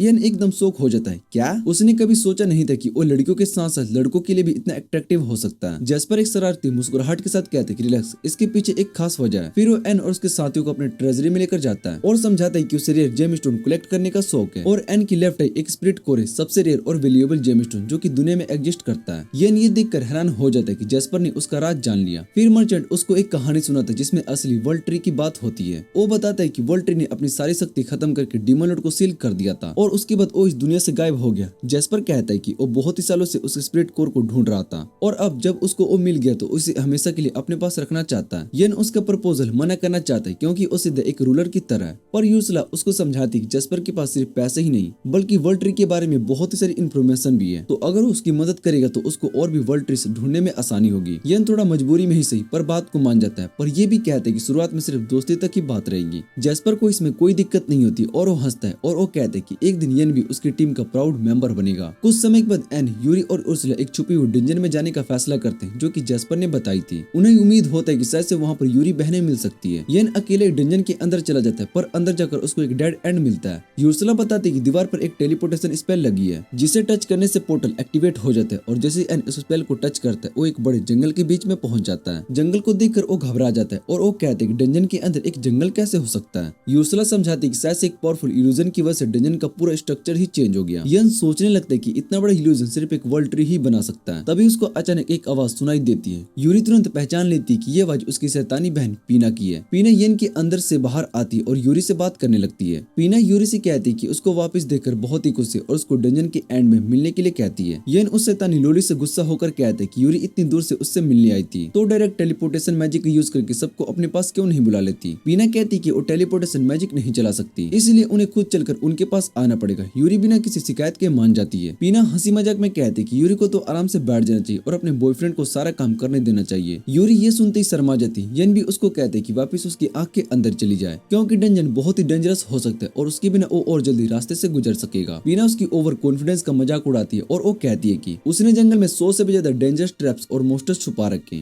कोई भी इंसान इस ट्रैप से नहीं बच सकता। और एन बस एक हल्की सी स्माइल देता है और वो कहता है कि देखते हैं। फिर वो सीधा चल पड़ता है और यूर्सुला अपनी एनालाइज को शुरू कर देती है। ये अपनी राइट आइज का यूज करके ट्रैप्स का एग्जैक्ट लोकेशन जान जाता है और उसको डोज करते हुए जंगल में स्पीड रन कर देता है। पीना गुस्से से फ्रस्ट्रेट हो जाती है और वो चीख कर कहती है कम से कम प्रिटेंड तो कर लो कि मुश्किल हो रही है, मैंने इतनी मेहनत से ये ट्रैप्स लगाए थे। यूरी बताती है कि पीना को नई चीजें बनाने और लोगों को एंटरटेन करने का बहुत ही शौक है। ये बिना किसी झिझक के कहते हैं कि उसका ये एंटरटेनमेंट किसी की जान भी ले सकता है। पीना बस हंसकर कहती कि वो कोई कातिल नहीं, वो हमेशा लोगों को तब तक बाहर भेजती है जब तक कि उन्हें असलियत में खतरा ना हो। फिर वो एक और धमकी देती है, अगले राउंड में और भी ज्यादा स्ट्रॉन्ग मोस्टर आने वाले, इसलिए येन को अभी भी हार मान लेनी चाहिए। येन बस एक तेज स्माइल देता है और वो कहता है कि वो किसी भी हालत में यूरी को खुश करेगा। इतनी ही देर में एक एस रैंक प्लांट मोस्टर सामने आ जाता है और मोस्टर अपनी स्लीपिंग पुलेम का यूज करता है, पर येन के पास ऑल एलिमेंट रेजिस्टेंस होती है और उसको नींद तक नहीं आती। पीना को ये देखकर बहुत ही गुस्सा आता है। येन बिना वक्त गवाए अपनी तलवार को निकालता है और एक ही बार में मोस्टर को मार जाता है। फिर उसका अप्राइजल करता है ताकि उसकी स्किल को कॉपी कर सके। उसको पता चलता है कि उसकी एक यूनिक स्किल के थ्रू किसी भी तरह के प्लांट्स और सीड्स जनरेट कर सकता है। वो सोचते है कि ये स्किल काफी यूजफुल हो सकती है, पर तभी कुछ उसके सिर पर गिरता है। वो बहुत ही हैरान होता है कि उसको मारने वाला दिख क्यों नहीं रहा है। यूर्सुला समझाते है कि यहाँ के मोस्टर स्टेल्थ स्किल का यूज कर रहे हैं, इसलिए वो दिखाई नहीं दे रहे। पीना ये देखकर शॉक हो जाती है कि येन की एक हेडशॉट लगने के बावजूद भी वो सीधा खड़ा कैसे। येन हंसी में कहता है कि उसके पास सरप्राइज अटैक नलिफिकेशन है, इसलिए इस तरह के अटैक का उस पर कोई असर नहीं होता और पीना और ज्यादा फ्रस्ट्रेटेड हो जाती है। इससे पहले कि वो और कुछ करे उर्सुला उससे छुपे हुए मोस्टर का लोकेशन डिटेक्ट कर देती है। येन बिना सोचे समझे ग्रेविटी मैजिक का यूज करता है और सभी मोस्टर को 1 सेकंड में कुचल देता है। जैसे ही वो मरते हैं स्टेल आंट्स दिखना शुरू हो जाते हैं और येन तुरंत अप्राइजल स्किल का यूज करके उनकी स्टेल्थ स्किल और एक्सप्लोसिव लीपिंग पावर को कॉपी करता है और पीना गुस्से से चीख पड़ती है। फिर भी वो हिम्मत नहीं हारती और इस बार वो एक नहीं बल्कि 2 एस रैंक मोस्टर को एक साथ भेज देती है, पर येन अपनी सुपर स्पीड का यूज करता है और एक सेकंड में दोनों को मार गिराता है। पीना जब ये सुनती है कि एन सिर्फ एक अपराइजर है, वो भी इतना पावरफुल, तो वो फाइनली हार मान लेती है। दूसरी तरफ जोड जो कि पहली एन की पार्टी में था, बिल्कुल बर्बाद हो चुका है। गिल्ड में सब उससे दूर भाग रहे और जुलियन भी ऐसे बिहेव करे जैसे कि वो बिल्कुल लाचारी थी और जोड ने उसको फोर्स किया था ताकि वो एन को पैरालाइज करे। गिल्ड के कुछ बेवकूफ उसकी बात मान लेते और जोड को गिल्ड से निकाल देते। वो गुस्से से चिल्ला पड़ता है कि सब कुछ एन की वजह से ही हुआ है, अगर वो चुपचाप मर गया होता तो ये सब नहीं होता। वो बेइज्जती से गुस्से में एक हाई डिफिकल्टी क्वेस्ट लेने का फैसला करता है ताकि अपनी रेपुटेशन को वापस बना सके। उसका टारगेट होता है एक सी रैंक का मोस्टर जो कि उसी डंजन में छुपा होता है जिसमें पीना का सीक्रेट एंट्रेंस है। जैसे ही वो दीवार पर हाथ रखता है उसके सामने टेलीपोर्टेशन स्पेल एक्टिवेट हो जाता है। अगली पल वो भी जंगल में आ जाता है और वो सोचता है कि यहाँ पहले कुछ स्ट्रॉन्ग मोस्टर ढूंढने चाहिए। जोड जैसे ही डंजन में एंटर करता है वो तुरंत एक ट्रैप में फंस जाता है। नीचे एक रो स्पाइक्स होती है और वो सोचता है कि अब भगवान से मिलने का वक्त आ ही गया है। पर जैसे ही वो गिरने वाला होता है एकदम से वो वापस पुराने डंजन में टेलीपोर्ट हो जाता है। उसको एक आवाज सुनाई देती है पीना की। वो हंसते हुए कहती है कि उसके डंजन में कोई भी नहीं मर सकता और जैसे ही कोई सीरियस डेंजर होता है वो उन्हें बाहर भेज देती है, इसलिए वो जितनी बार चाहे उतनी बार ट्राई कर सकता है। जोड ये सुनकर सोचता है कि ये तो उसके लिए एक गोल्डन चांस है ताकि वो और स्ट्रॉन्ग बन सके और अपनी इज्जत को वापस ला सके। वो बार बार डंजन में एंटर करता है और बार बार नए ट्रैप्स में फंसता है, घायल होता है, पर फिर भी वो हार नहीं मानता। जल्दी उसके सामने एक बड़ा सा क्रोकोडाइल मोस्टर आ जाता है। वो अपनी ग्लोरी के लालच में बिना सोचे समझे उस पर अटैक कर देता है और ये मोस्टर उसके सोचने से भी काफी ज्यादा पावरफुल होता है। सिर्फ एक हल्का सा धक्का देकर वो जोड को दूर उछाल देता है। पीना हंसते हुए कहती कि उसको अब सरेंडर कर देना चाहिए, नहीं तो वैसे भी वो उसे वापस भेज देगी, पर जोड गुस्से में आकर मना कर देता है। मोस्टर बिना किसी दया के उसके चोट लगी हुई हाथ पर अपना पैर रख देता है और उसको पूरी तरीके से कुचल देता है। जोड दर्द से चीखने लगता है और मोस्टर एक और अटैक करता है और अपनी मौत का इंतजार करने लगता है। पर तभी एक तलवार चमकती है और एक सेकंड में क्रोकोडाइल का सिर धड़ से अलग हो जाता है। जोड हैरानी से देखते है कि एक पावरफुल एडवेंचरर उसके सामने खड़ा है जो कि एक ही बार में मोस्टर को मार चुका है। उसका बैग देखकर लगता है कि शायद से वो कोई रेयर जॉब क्लास या फिर हाई रैंक एडवेंचरर होगा, पर जैसे ही उसका चेहरा देखते है उसकी आंखें फैल जाती है। तू यहाँ पर क्या कर रहा है? जोड शौक में चिल्ला पड़ता है और एक गार्बेज पिकर जैसा इतना पावरफुल मोस्टर को कैसे मार सकता है? यन सिर्फ एक छोटी सी स्माइल देता है और वो कहता है कि बस थोड़ी एक्सरसाइज हो गई। फिर वो जोड की चोटों को देखता है और उसे हील करने के लिए कहता है। यूरी होली वाटर उसके जख्मों पर डालती है और एक सेकंड में पूरा ठीक हो जाता है। जोड का दिमाग और भी घूमने लगता है, पर इससे पहले कि वो और सवाल करे यन बस अपना हाथ उठाता है और मैजिक से उसे सुला देता है। फिर वो पीना से कहते हैं कि इसे तुरंत बाहर भेज दो। इतना सब होने के बाद वो अपना टाइम वेस्ट किए बिना अपने स्पीड रन वापस शुरू कर देता है और बॉस रूम तक पहुंच जाता है। पीना हंसकर कहती है बॉस रूम के उस पार में इंतजार कर रही हूँ। यन को टेंशन होने लगती है कि अगर उसने बॉस को हरा दिया तो कहीं वर्ल्ड ट्री का रास्ता हमेशा के लिए बंद न हो जाए, पर यूर्सला उसको समझाती कि जब तक डंजन कोर इंसिस्ट है ऐसा नहीं होगा। यन ये सुनकर बिना किसी हेजिटेशन के बॉस रूम में एंटर करता है। रूम के अंदर भी एक पूरा का पूरा फॉरेस्ट होता है। अचानक जमीन तेज हिलने लगती है। यन तुरंत हवा में उड़ता है और वो देखते है कि जमीन के नीचे एक विष है। यन के ऊपर टर्टल का पैर गिरने वाला होता है, पर बिल्कुल भी उसको छूता नहीं। तभी उसको समझ में आता है कि जायंट टर्टल सिर्फ एक इल्यूजन है। वो तुरंत अपनी स्पेशल स्किल यूज करके इल्यूजन को तोड़ देता है और असली बॉस मास्टर सामने आता है, एक छोटा प्यारा सा बेबी टर्टल। यूर्सला हैरानी से बोलती है कि तू कैसे समझ गया? मुझे तो अभी तक समझ में आया ही नहीं था। यन उस छोटी सी टर्टल को उठाता है और अपराइजर स्किल का यूज करता है। डिस्क्रिप्शन को देखकर यूर्सला ऑलमोस्ट चौंक पड़ती है। ये तो 4 महा क्रिएटर डिवाइन बीस्ट में से एक संतान है। यन कंफ्यूज्ड हो जाता है। यूर्सला एक्सप्लेन करती है कि 4 डिवाइन बीस्ट उतने ही पावरफुल होते जितना कि एक ओरिजिनल वर्ल्ड ट्री होता है। तभी पीना बोलती है चलो ट्रायल क्लियर करना है तो बॉस मास्टर को हराओ। यन भी वैसे ही एक्सप्रेशन बनाता है और पीना उन दोनों की इनोसेंट शक्ल को देखकर पिघल जाती है। उफ, ठीक है, तुम सब यहाँ पर आ सकते हो। सब लोग पीना के पास पहुँचते हैं और यूरी और पीना एक इमोशनल रीयूनियन करते हैं, पर पीना ज्यादा सेंटिमेंटल होने के मूड में नहीं होती और सीधा यूरी से पूछती है कि मुझे भी तुम्हारे साथ चलना है, मैं यहाँ पर डंजन में बोर हो गई हूँ। यन बिना सोचे समझे तुरंत हाँ बोल देता और एक लड़की पार्टी में, मतलब ये पावर उसके लेफ्ट आई के लिए। तभी बेबी टर्टल जो कि अब तक यन के शोल्डर पर बैठा था नीचे उतरता और एक लड़की में ट्रांसफॉर्म हो जाता है। मैं रोहिम हूँ, पीना की गार्डियन और डिवाइन बेस्ट की बेटी। इंट्रोड्यूस करवाती है अपने आप को। यन शौक में आ जाता है, पर उससे भी ज्यादा शौक में यूर्सला होती है। एकदम से उस टीचर की तरह सीधी खड़ी हो जाती है और रोहन को फुल रिस्पेक्ट देने लगती है। यन बहुत ही कंफ्यूज हो जाता है, ये तुम क्या कर रही हो? यूर्सला सीरियस एक्सप्रेशन में कहती है कि इससे परमिशन लिए बिना पीना को यहाँ से नहीं लेकर जा सकती। यन तुरंत रोहेम के सामने घुटने टेक देता है, हमें परमिशन दे दो प्लीज। रोहेम बस हंसकर परमिशन दे देती है और सिर्फ इतना ही नहीं, वो एक सेज स्टोन यन को देती है। मुझे भी तुम्हारे साथ चलना है, दुनिया देखनी है, वो कहती है। यूर्सला बस एक गहरी सांस लेती है, ये तो अनएक्सपेक्टेड था। अगले दिन जैस्पर यन को लेकर एडवेंचरस गिल्ड पहुंचता है। यन थोड़ा नर्वस होता है, इतने बड़े आदमी के साथ आने का एक अलग ही प्रेशर होता है। लोग कहीं ऐसा ना सोचे कि मैं रिच शुगर डैडी का वो अंदर ही अंदर सोचता है। जैस्पर उसके शोल्डर पर हाथ रखता है, कॉन्फिडेंट रहो, आज सबको तुम्हारी असली वैल्यू पता चलेगी। जैसे ही वो अंदर जाते रिसेप्शनिस्ट तुरंत जैस्पर का स्वागत करती है। वो गिल्ड मास्टर को बुलाने वाली होती है पर जैस्पर हाथ उठाकर मना कर देता है। आज मैं किसी ऑफिशियल काम से नहीं आया हूँ, मैं सिर्फ अपने दोस्तों की आइटम बेचने में मदद करने के लिए आया हूँ। रिसेप्शनिस्ट एन की तरफ देखती है और उसके एडवेंचर्स लाइसेंस देखते ही गुस्से से बोल पड़ती है, क्या तुम एक एफ रैंक अप्राइजर हो, तुम मोस्टर को हंट नहीं कर सकते, ये तो एक मजाक है ना। गिल्ड के अंदर बाकी सभी लोग भी यन का मजाक उड़ाने लगते हैं। उन्हें लगता है कि वो जैस्पर को धोखा देने की कोशिश कर रहा है। सबकी बातें सुनकर यन थोड़ा घबरा जाता है, लेकिन तभी जैस्पर उससे कहता है कि सबको दिखाओ कि उसके पास क्या है। यन अपने इन्फिनिटी स्टोरेज से रेयर मोस्टर ड्रॉप्स निकालता है। लोग ये सब देखकर चौंक जाते हैं क्योंकि ये वो आइटम है जिसके बारे में उन्होंने सिर्फ सुना था, ना कि देखा था। उसे यकीन नहीं होता कि एक अप्राइजर भी इन सभी आइटम को खुद कलेक्ट कर सकता है, इसलिए सब उस पर चोरी का इल्जाम लगाने लगते हैं। ये सब सुनकर यन को ऐसा लगता है कि जैसे उसका सेल्फ स्टीम टाइटैनिक की तरह दब रहा। उसे लगता है कि उसे गिल्ड आना नहीं चाहिए था। तभी एक टॉम बॉय मोमी वहाँ पर आती है और सबको चिल्लाने लगती है कि किसी को भी उसके काम पे बेसिस पर उसे जज नहीं करना चाहिए। सभी लोग उसे पहचान जाते हैं कि वो कोई और नहीं बल्कि गिल्ड मास्टर मेघान होती है।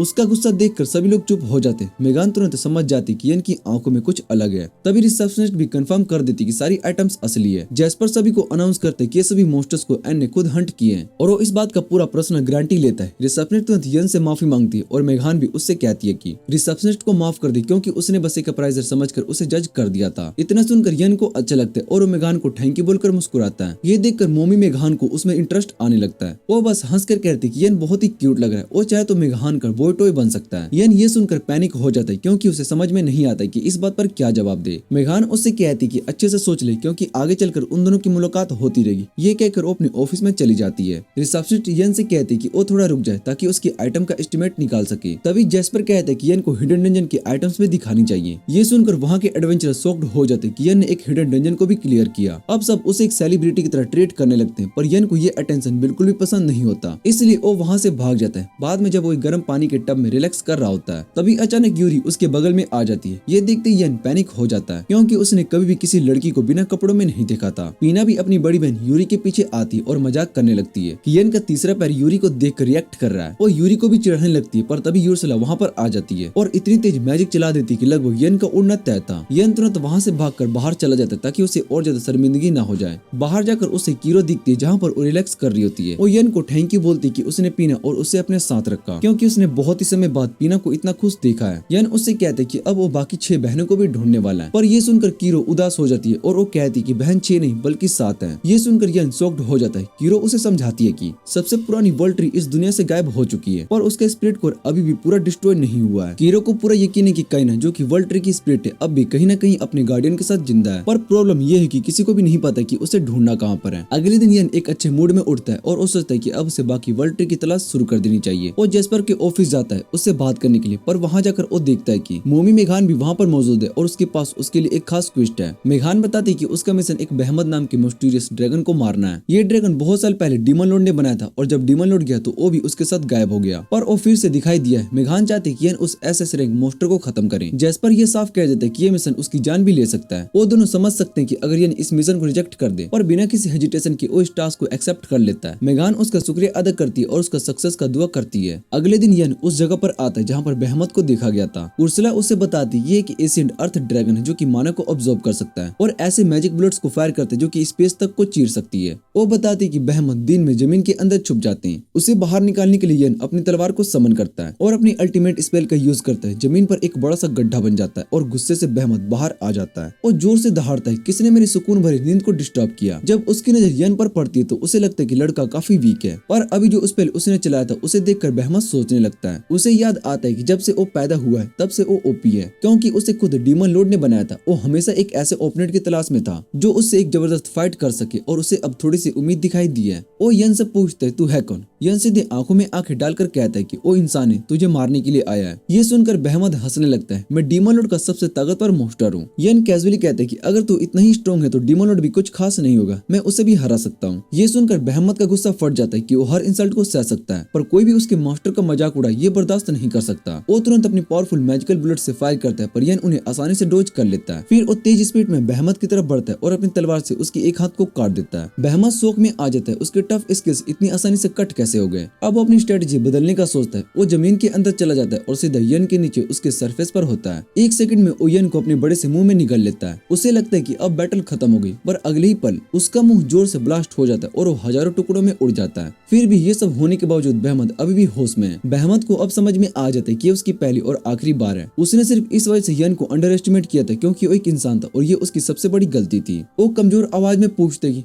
तूने मुझे कैसे हराया। यन कैजुअली कहता है कि मैंने तेरा काम अंदर से तमाम कर दिया। बहमत कंफ्यूज हो जाता है। यन समझाता है कि उसने पहले एनालाइज कर लिया था कि ड्रैगन की टफ स्किल्स माना ऑब्जर्व कर सकती है, मतलब बाहर से अटैक करना बेकार होता है, इसलिए उसने अल्टीमेट स्पेल से बहमत के अंदर ब्लास्ट किया, जिससे कि उसके बचने का कोई भी मौका नहीं मिला। और ये भी बताता है कि उसने एक पावरफुल बैरियर बनाया था ताकि एक्सप्लोजन का असर उस पर ना हो। बहमत समझ जाता है कि यन से लड़ना उसकी लाइफ की सबसे बड़ी गलती थी। धीरे धीरे उसकी आत्मा धुआं बनकर हवा में घुलने लगती है और सिर्फ उसके बिखरे हुए रिमाइंस ही बच जाते हैं। यन उसका अप्राइजल करता है और बहमत की एसएस रैंक स्किल कॉपी कर लेता है और उसको मिलता है मैजिकल अटैक, नलिफिकेशन, वैक्यूम और अर्थ मैनिपुलेशन। कुछ दिनों के बाद यन और यूरी एक स्पेशल इनविटेशन पर रॉयल पैलेस पर पहुंचते हैं। ये बुलावा दिया होता है प्रिंसेस क्लाउडिया ने, जो बिना किसी परमिशन के ऑलरेडी डिसाइड कर चुकी होती कि वो यन की दूसरी बीवी बन चुकी है। यन उसकी स्टूपिडिटी से इरिटेट हो जाता है और क्लाउडिया कैजुअली बोलती है कि मैं बस तुम्हें अपने पापा से मिलवाना चाहती थी। यन ये सुनकर रिलैक्स होता है कि तभी किंग खुद एंटर करते हैं। वो एकदम स्टिफ हो जाता है और गोट की तरह फ्रीज होकर अपना इंट्रोडक्शन देने की कोशिश करता है। किंग बहुत ही सीरियस दिखते हैं, पर शॉकिंग बात ये होती है कि वो भी यन को बिना किसी परमिशन के अपना दामाद मान चुके थे। किंग यन का शुक्रिया अदा करते हैं बहमत को हराने और अपनी बेटी की जान बचाने के लिए। वो इज्जत से झुकते हैं, पर यन हंसते हुए बोलता है मुझे नहीं, यूरी को थैंक्स बोलो, अगर वो नहीं होती तो मैं कुछ भी नहीं कर पाता। किंग यूरी का भी शुक्रिया अदा करता है और यन से कहते हैं कि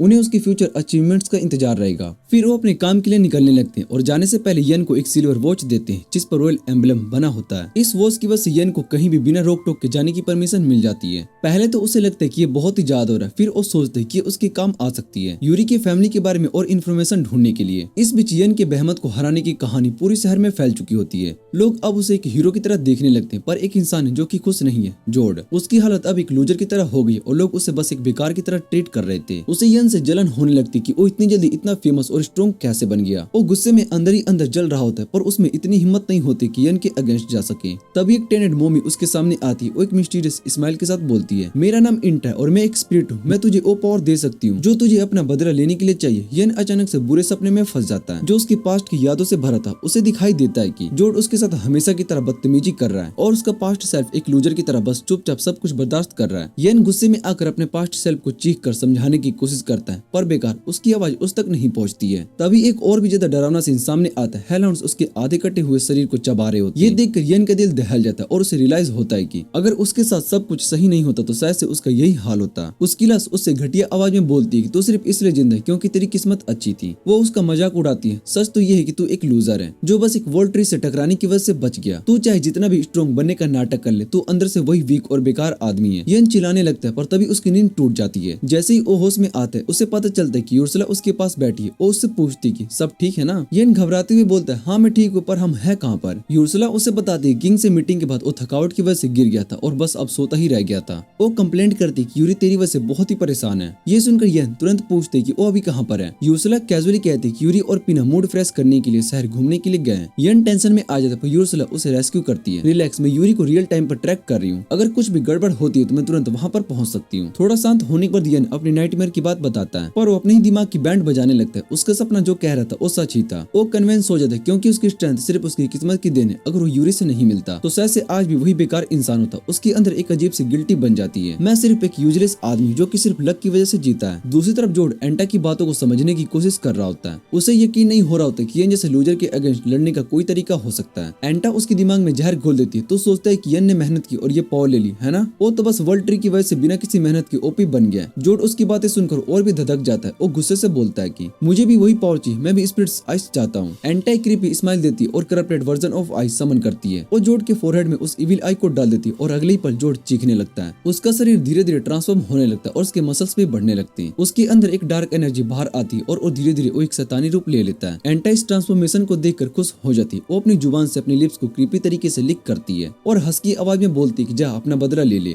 जोर्ड एक बुलंद चीख मारता और एक जंप से आसमान तक पहुंच जाता है। अब वो पहले से 1000 गुना ज्यादा फास्ट और स्ट्रॉन्ग महसूस कर रहा था। जोड चट्टानों की तरफ रूफ टॉप पर कूदता हुआ जा रहा होता है, तभी उसकी नजर अचानक से जुलियन के नए बॉयफ्रेंड पर पड़ती है। उसका गुस्सा फिर से धधक उठता है और सोचता है कि पहले इसका हिसाब चुका देता हूँ। एक पल भी देरी ना करते हुए वो सीधा उसके सामने जा गिरता है। जुलियन का बॉयफ्रेंड उसे देख कर डर जाता है, लेकिन वो उसे बचाने के लिए बीच में भी आ जाता है, लेकिन जोड किसी भी तरीके से समय बर्बाद नहीं करता और सीधा उसके सर चबा जाता है। जुलियन ये देखकर हिल जाती है और उसकी आंखों के सामने अंधेरा छा जाता है। तभी उसके कानों में एक आवाज गूंजती, एक ऐसी आवाज जो जानी पहचानी होती है। उसके चेहरे का रंग उड़ जाता है और तुरंत समझ जाती है कि जोड बदले लेने आया है। वो घबराहट में उसको समझाने की कोशिश करती है, बार बार माफी मांगती है और वो कहती है कि वो खुद को गिल्ट बता देगी कि उसी ने पैरालाइज स्पेल को अपनी मर्जी से चलाई थी, लेकिन जोड को उसकी बातों पर यकीन नहीं होता। आखिर में जुलियन मजबूर होकर कहती है जो वो चाहेगा वो करेगी, लेकिन जोड बिना किसी एक शब्द बोले भी उसका सर चबा जाता है। अब जोड पूरे शहर में तबाही मचाने लगता है, बिल्डिंग्स गिरने लगती है और लोग चीख चीख कर भाग रहे होते हैं। कहीं दूर यूरी और पीना ये सब देख लेती है। यूरी अपनी हीलिंग पावर का यूज करके घायल लोगों की मदद करती है। तभी काइना टेलीपैथी से जोड से कहती है कि छोटी मोटी जानों से खेलना बंद करे और सीधा स्पिरिट्स पर हमला करे। अगर वो स्पिरिट्स को खत्म कर देगा तो आयन उनकी पावर को इस्तेमाल नहीं कर पाएगा। जोड को ये आइडिया पसंद आता है और वो तुरंत यूरी के पीछे आ जाता है। यूरी इतनी डर जाती है कि वो हिल भी नहीं पाती, लेकिन पीना तुरंत एक बैरियर बना लेती है। आखिरी पल में पीना और यूरी हाथ पकड़ लेती है और दोनों भागने लगती हैं, जबकि जोड अपनी पंचस से बैरियर को तोड़ने की कोशिश कर रहा होता है। इतना उसे बताते कि सिर्फ पंचस से बैरियर नहीं तोड़ेगा, इसलिए उसे अपने स्पिरिट आई की पावर का यूज करना होगा। जोड तुरंत अपनी एंटी स्पिरिट की पावर को एक्टिवेट करता है और उसकी आंख से काली रोशनी निकलती है और उसका पूरा हाथ एक डार्क ऑरा से घिर जाता है। बस एक ही मुक्के से बैरियर टुकड़े टुकड़े हो जाते हैं। जोड सीधा यूरी और पीना की तरफ कूदता है और कुछ ही समय में उनके पास पहुंच जाता है। पीना एक और बैरियर बनाती है, लेकिन जोड की एंटी स्पिरिट की पावर से वो एक झटके में ही टूट जाता है और पीना दूर जा गिरती है। वो हैरान रह जाती है, उसे यकीन करना मुश्किल होता है कि उसका बैरियर इतनी आसानी से टूट गया। उसकी आंखों में डर दिखने लगता है। तभी यूरी उसके सामने आ जाती है और उससे कहती है कि वो भाग जाए। जोड बिना समय गंवाए यूरी को पकड़ लेता है और जोर से दबाने लगता है। वो उससे कहता है कि अपनी मौत का दोष यन को देना। यूरी चीख कर एन को बुलाती है, लेकिन जोड का हाथ उसके ऊपर आने वाला होता ही, लेकिन तभी अचानक यन तुरंत वहाँ पर टेलीपोर्ट हो जाता है और अपनी सोर्ड से एक तेज वार करता है और जोड को पीछे धकेल देता है। अगली पल यूर्सला भी वहाँ पर पहुंच जाती है और यन सभी से कहता है कि वो उसकी आंख के अंदर चले जाए जब तक कि उस मोस्टर से नहीं निपट लेता। वो जोड को अपराइज करने की कोशिश करता है, लेकिन उसके बारे में कोई साफ जानकारी नहीं मिलती। बस इतना ही पता चलता है कि वो एक आर्टिफिशियली क्रिएटेड शिमेरा है। यूर्सला भी उसे अपराइज करने की कोशिश करती है, लेकिन उसको भी कुछ दिखाई नहीं देता, क्योंकि इटरा ने उस पर एक हाई लेवल कंसीलमेंट स्पेल लगा रखा होता है। जोड गुस्से से धधक उठता है और उसे द एन पर झपटता है, लेकिन ये आसानी से उसकी वार को टाल देता है और उसे एक जोर से लात मारकर उसके पास घर में गिरा देता है। जोड तुरंत छत को तोड़कर बाहर आता है और अपनी तेजी से एक के बाद एक हमले करने लगता है। यन उन्हें रोकने की कोशिश करता है, लेकिन जैसे वो एक बैरियर बनाता है, जोड एक झटके में ही उसे तोड़ देता है। यन समझ नहीं पा रहा होता है कि आखिर ये क्या हो रहा है। तभी जोड हंसता है और वो पूछता है बस इतना ही तेरा दम है। उसकी आवाज सुनते ही यन का चेहरा एक पल के लिए बदल जाता है। ये आवाज, ये तो पहले भी कहीं सुना है। जोड फिर से बोलता है, उसकी आंख चमक रही होती है। मैंने भी खुद को इवोल्व किया जब से मुझे स्पिरिट आई की पावर मिली है। यन और भी ज्यादा कंफ्यूज हो जाता है और इसी का फायदा उठाकर जोड एक और जबरदस्त हमला कर देता है। वो यन को रूफ टॉप तक धकेल देता है। वहां पहुंचकर जोड अपने हाथ फैलाता है और कहता है कि इस पावर के साथ मुझे लगता है कि मैं इस दुनिया के सबसे ऊंचे मकाम पर पहुंच चुका हूँ। फिर वो नीचे इशारा करता है। जुलियन और उसकी बॉयफ्रेंड की लाश वहाँ पर पड़ी होती है। मैंने अपनी बेइज्जती का बदला ले लिया, वो कहता है, और तू भी मेरे जैसा ही है ना यन? तुझे भी मुझसे बदला लेना है ना? यन उसकी तरफ देखता है और बस एक ही जवाब देता है, हम दोनों एक जैसे नहीं है, मुझे कोई भी बदला नहीं लेना है। तभी एक अजीब से साया उसके पीछे दिखाई देती। यन के अंदर की सारी इनसिक्योरिटीज, उसका दुख, उसका गुस्सा सब एक रूप लेकर उसके सामने खड़े हो जाते हैं। झूठ मत बोल यन, वो कहता है, तू चाहता है बदल लेना, सिर्फ एक बार अपने गुस्से को आजाद कर। यन अपने कान को बंद कर लेता है, लेकिन उस आवाज से छुटकारा नहीं पा सकता। ऊपर से जोड भी उसका मजाक उड़ा रहा होता है। यन अंदर ही अंदर टूटने लगता है, लेकिन तभी बस कर, यूरी सामने आ जाती है। उसकी आंखों में गुस्सा होता है। यन तेरे जैसा नहीं है जोड, वो कभी भी बदला लेने के सपने नहीं देखेगा। फिर यूर्सला भी सामने आती है। यन तुझे खुद पर भरोसा रखना होगा, तू सिर्फ ताकत में नहीं मन से भी बहुत ही मजबूत हो चुका है। यूरी मुस्कुराती है और मैं तुझ पर पूरा भरोसा करती हूँ। यन के मन में एक नई रोशनी जगती, वो अपनी इनसिक्योरिटीज का सामना करने के लिए तैयार हो जाता है। वो जोर से चिल्लाता है और एक तेज सुनहरी रोशनी उसके चारों तरफ फैल जाती है। उसके अंदर की सारी इनसिक्योरिटीज जलकर राख हो जाती है। जोड भी एक पल के लिए रुक जाता है। इतनी शक्ति। यूर्सला मुस्कुराती है, अब तुझे कोई नहीं रोक सकता यन। लेकिन जोड मानने वालों में से नहीं था। चाहे जो हो जाए मैं तुझे मार कर रहूंगा। वो एकदम झटकता है और एन की तरफ झपटता है। एन हिलता भी नहीं, वो सिर्फ उसके करीब आने का इंतजार करता है और जैसे ही जोड पहुंचता है, यन एक ही मुक्के में उसका पूरा शरीर रोड पर जा गिरता है। जोड हिलता डुलता है, उसे यकीन नहीं होता है हारा कैसे, लेकिन जब वो देखता है तो यन उसकी तरफ धीरे धीरे चलता आ रहा होता है। उसके चेहरे पर एक अजीब सी शांति होती है, जैसे वो जोड पर दया कर रहा हो। जोड गुस्से में आकर अटैक करने के लिए आगे बढ़ता है, लेकिन यन एक बैरियर समन करता है जो उसकी डार्क पावर को रोक देता है। यूर्सला जोड से कहती है कि उसको सिर्फ थोड़ी सी पावर लिए उस स्पिरिट से जो कि उसके पीछे, और इस हालत में ओयन को नहीं हरा सकता। जोड गुस्से में काइना से कहते कि उसको और पावर दे, और काइना खुशी खुशी उसकी बात को मान लेती है, और इससे जोड और भी ज्यादा म्यूटेट हो जाता है। जोड यन से कहता है कि वो सबसे स्ट्रॉन्ग है और उस पर अटैक करने के लिए दौड़ पड़ता है, लेकिन यन अपनी स्वॉर्ड को समन करता है और एक पावरफुल स्लेश से उसका शरीर और उसके करप्टेड स्पिरिट आई को तोड़ देता है। लेकिन फिर भी जोड किसी तरह अटैक से बच जाता है। थोड़ी देर के बाद गार्ड्स वहां पर आते हैं और उसको अरेस्ट कर लेते हैं। यन उसको ले जाते हुए देखता है और वो सोचते हैं कि किसी ने जोड की कमजोरी और डिस्परेशन का फायदा उठाया। रात को इटना उस करप्टेड स्पिरिट की आई का टूटा हुआ हिस्सा कलेक्ट करती है, जो कि असल में रिकॉर्डिंग डिवाइस होता है जो यन की पावर और स्किल के डाटा को इकट्ठा कर रहा था। वो यन की एबिलिटीज देखकर बहुत इंप्रेस्ड होती है, लेकिन इस बात से थोड़ी डिसअपॉइंटेड भी होती है कि यन ने जानबूझकर अपनी पावर्स को रोका ताकि जोड की जान ना ले।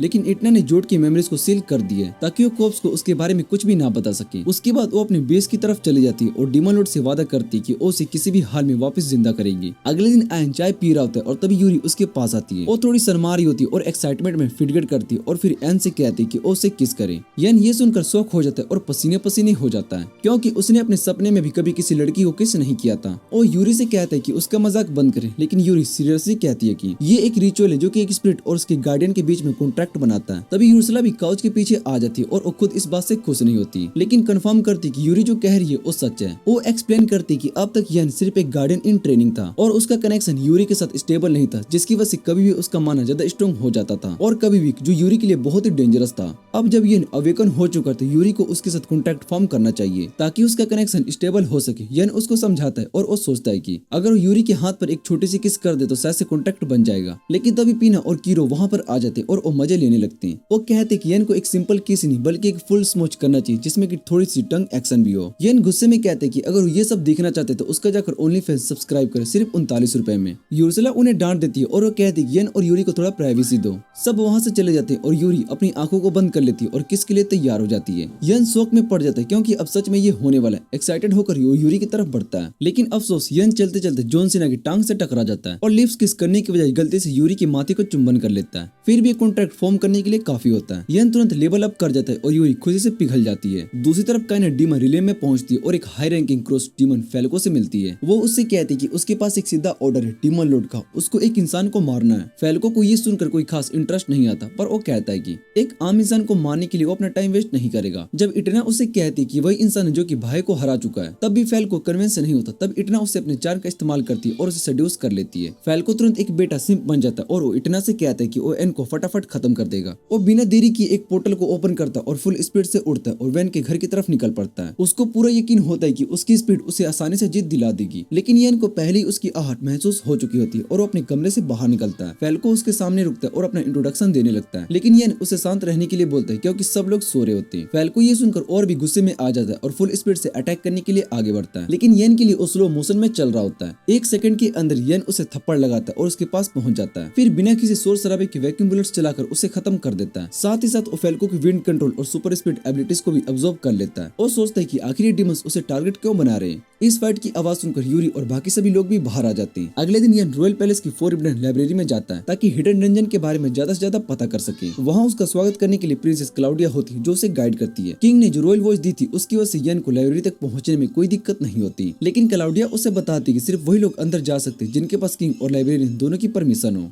वो आयन से कहती कि वो गेट से एंटर करके देखे। आयन बिना किसी दिक्कत के अंदर चला जाता है, जबकि यूरी उसके पीछे पीछे आने की कोशिश करती है तो इनविजिबल होकर टकरा जाती है। तभी यूर्सला भी वहाँ पर टेलीपोर्ट होती है और देखती कि ये इनविजिबल वॉल इतनी स्ट्रॉन्ग है कि उसे भी बाहर रोक रही है। इसका असर इतना ज्यादा होता है कि यन और यूरी के बीच का कनेक्शन भी डिस्टर्ब हो जाता है। आयन को अब चिंता होने लगती है, लेकिन वो सोचते है कि उसे जल्दी से जो चाहिए वो ढूंढना चाहिए। जब वो लाइब्रेरी के अंदर पहुंचता है तो वो देखते है कि वहाँ पर हजारों किताबें और उसको समझ में नहीं आता कि जो उसको चाहिए वो कौन सी है। तभी अचानक उसकी नजर एक लकड़ी पर पड़ती है जो कि गिर रही होती है। आयन बिना सोचे समझे तुरंत एक्शन में आता है और उसे बचाने के लिए आगे बढ़ता है। वो लड़की थोड़ी शर्माती है और आयन का शुक्रिया अदा करती है। आयन उससे पूछते कि तुम गिरी कैसे। वो बताते कि वो लाइब्रेरी के टॉप पर बैठी किताब पढ़ रही थी और उसमें इतनी खो गई कि उसे पता ही नहीं चला कि वो कब नीचे गिरी। फिर वो मैजिक का यूज करके अपनी किताब वापस जगह पर रख देती है और अपना परिचय देती है। उसका नाम एलिस है और वो यहाँ की लाइब्रेरियन है। एलिस कहती कि उसे इस जगह की हर किताब का लोकेशन पता है। आयन तुरंत उससे पूछते क्या उसकी मदद कर सकती है। वो बताता है कि उसे एक किताब चाहिए जो कि हिडन डंजन के बारे में हो, ताकि वो एक खास इंसान को उसकी फैमिली से मिलवा सके। ये सुनते ही एलिस थोड़ी सी उदास हो जाती है, लेकिन वो आयन को किताब दे देती है और फिर एक अजीब सा सवाल पूछती यूरी कैसी है। आयन हैरान हो जाता है कि एलिस को यूरी के बारे में कैसे पता चला। तब एलिस बताती है कि वो भी वर्ल्ड ट्री स्पिरिट्स में से एक है और उसे आयन की आंखों से यूरी का स्पिरिट कोर दिखाई दे रहा होता है। आयन ये सुनकर हिल जाता है, लेकिन तभी अचानक एलिस का गार्डियन आई का वहाँ पर आ जाता है और उसे डांटने लगता है कि उसने पहले क्यों नहीं बताया कि लाइब्रेरी में एक मेहमान आया। लेकिन आयन और एआईका की बात तुरंत जम जाती है। फिर एआईका बताता है कि एलिस की बहन लाइब्रेरी के बाहर इंतजार कर रही है। आयन ये सुनकर सोचता है कि बाहर जाकर उनसे मिलने, लेकिन एआईका उसे रोकता है। वो कहता है कि ये लाइब्रेरी रॉयल प्लेस के अंदर नहीं है, बल्कि एक हिडन डंजन जो कि सिर्फ एक स्पेशल पोर्टल से एक्सेस होता है। वो समझाता है कि ये पोर्टल बहुत ही स्ट्रिक्ट है और सिर्फ वही इंसान अंदर जा सकता है, जिससे किंग और एलिस की परमिशन मिली हो। अगर यूरी और पीनट जबरदस्ती अंदर घुसने की कोशिश करे तो वर्ल्ड ट्री स्पिरिट और लाइब्रेरी के बीच का पूरा कॉन्टेक्ट टूट जाएगा। एआईका साफ कहता है कि अगर आयन चाहता है कि उसकी लड़की एलिस से मिल सके तो उसे हिडन डंजन का असली लोकेशन ढूंढना होगा और उसे सही से क्लियर करना होगा। आयन एक और सोल्यूशन सजेस्ट करता है कि क्या मैं एलिस को लाइब्रेरी के बाहर लेकर जा सकता हूँ, लेकिन एआईका तुरंत मना कर देता है। वो कहता है कि ये पॉसिबल नहीं है। एलिस एक वीकलिंग है जो कि लड़ नहीं सकती और उसका लाइब्रेरी से बाहर जाने का कोई इरादा भी नहीं है। एलिस ये सुनकर और भी उदास हो जाती है और आयन उसके करीब जाता है और समझ जाता है कि वो अननोन वर्ल्ड से डर रही है। वो उससे बताता है कि मैं भी पहले ऐसा नहीं था, लेकिन यूरी और दूसरे की मदद से मैं स्ट्रॉन्ग और कॉन्फिडेंट बना। फिर वो एलिस से वादा करता है कि अगर तुम दुनिया देखना चाहती हो तो मैं तुम्हें हर चीज से प्रोटेक्ट करूंगा, मैं हमेशा तुम्हारा सपोर्टर बना रहूंगा। एलिस ये सुनते ही थोड़ा शर्मा जाती है और फिर एन उससे कहता है कि वो कल उससे दोबारा मिलेंगे जब उसे हिडन डंजन के एंट्रेंस मिल जाएगा। अगले दिन जब एआईका एलिस की देखभाल कर रही थी तो उससे पूछती क्या वो बाहर जाना चाहती है। उसे पता है कि एलिस थोड़ी डरी हुई, लेकिन उसके चेहरे से आसानी से समझा जा सकता है कि उसे बाहर जाने का मन है। तभी एलिस कहती है कि उसे एन से पहली नजर में ही प्यार हो गया था और जो कुछ भी अभी हो रहा है वो बिल्कुल वैसे ही जैसा कि उसने किताबों में पढ़ा था, लेकिन अभी भी वो श्योर नहीं है कि उसे बाहर जाना चाहिए या फिर नहीं। एआईका उसे हिम्मत देती है और वो कहती है कि उसे अपने पर भरोसा करना चाहिए और उसके साथ जाना चाहिए। अगर सब कुछ ठीक नहीं होता तो वो भी हमेशा वापस जा सकती। तभी एन रॉयल प्लेस के रास्ते लाइब्रेरी आ जाता है क्योंकि उसे अभी तक हिडन डंजन का एंट्रेंस नहीं मिला होता है। एआईका एलिस की पीठ थपथपाती है और उससे कहती है कि एन पर भरोसा करना चाहिए। साय एलिस धीरे से एन से रिक्वेस्ट करती है कि उसे बाहर की दुनिया दिखाए। ये सुनकर एन बिना किसी झिझक के उसकी अपनी बाहों में उठा लेता है और एक लंबी छलांग मारकर लाइब्रेरी से सीधा हिडन डंजन में पहुंच जाता है। एआईका भी उनके पीछे वहां पर पहुंचती और एलिस का स्पिरिट कोर एन को देती है ताकि वो भी उसके साथ वहां पर आ सके। साथ ही वो एक अपना क्लोन भी बना देती है क्योंकि वो यूर्सला की तरह टेलीपोर्ट नहीं हो सकती। अब एन और लड़की टीम हिडन डंजन एक्सप्लोर करना शुरू करती है। एलिस की स्टेमिना काफी कम होती, इसलिए आधे रास्ते तक एन उसको अपनी पीठ पर उठा लेता है। बिना यूर्सला की मदद से भी एन मोस्टर से लड़ता रहता है। एक समुराई बॉस से लड़ने में उससे थोड़ी दिक्कत होती है, लेकिन आखिर में वही जीतता है। जब सब एग्जिट गेट तक पहुंचते तो एलिस थोड़ी उदास लगती क्योंकि उसे लगता है कि बाहर जाने के बाद एन उसे नहीं उठाएगा। ये देखकर एन उसे कहता है कि अगर उसे कभी भी उठाए जाने का मन हो तो वो बस कह देना। ये सुनकर एलिस इतनी खुश हो जाती कि क्या उन दोनों के बीच की बढ़ती हुई केमिस्ट्री को देखकर फैनगर्ल बन जाती है। थोड़ी देर के बाद एन घर पहुंचते जहाँ पर यूरी एलिस को देखती उसे गले लगाने लगती है, पर एलिस उसे दूर धकेल देती क्योंकि उसे लोगों का टच पसंद नहीं है। दूसरी तरफ यूर्सल एआईका के सामने थोड़ी स्टिफ हो जाती है क्योंकि वो गार्डियन हायरार्की में उसकी सीनियर होती है। यूरी फिर आयन को टाइटली गले लगा लेती क्योंकि उसने उसकी बड़ी बहन को बाहर निकाला। ये देखकर एलिस जेलस हो जाती है और पीना उसकी बात को समझ जाती है और एलिस को दूर चलने के लिए कहती है। एन को टाइट हक कर लेती है, फिर मजाक में कहती है कि एन का एक हाथ अभी फ्री है और जैसे यूरी उसे पकड़ने के लिए जाती है एलिस फटाफट आगे आकर एन के हाथ से चिपक जाती है। पीना उसका मजाक उड़ाती है और एन सोचता है कि अब उसकी लाइफ और भी मुश्किल होने वाली है क्योंकि अब सिर्फ उसको वर्ल्ड ट्री स्पिरिट की ही नहीं बल्कि उनकी माओ को भी संभालना पड़ेगा। उन सब से बचने के लिए एन सीधा सौना में भाग जाता है, लेकिन ये लड़कियां भी पीछे पड़ जाती है और वहाँ से उसका पीछा करती है। वहाँ पर सब एन से पूछने लगते कि उसे एलिस पसंद है। एन कितनी भी कोशिश कर ले वो इनसे नहीं बच सकता, लेकिन तभी यूर्सला आगे आती है और सभी को बताती है कि किसी को भी किसी से प्रश्न सवाल नहीं पूछना चाहिए। आयन उसे बचाने के लिए यूर्सला का शुक्रिया अदा करता है, लेकिन उसे पता नहीं होता कि अब एक नया प्रॉब्लम उसका इंतजार कर रहा है।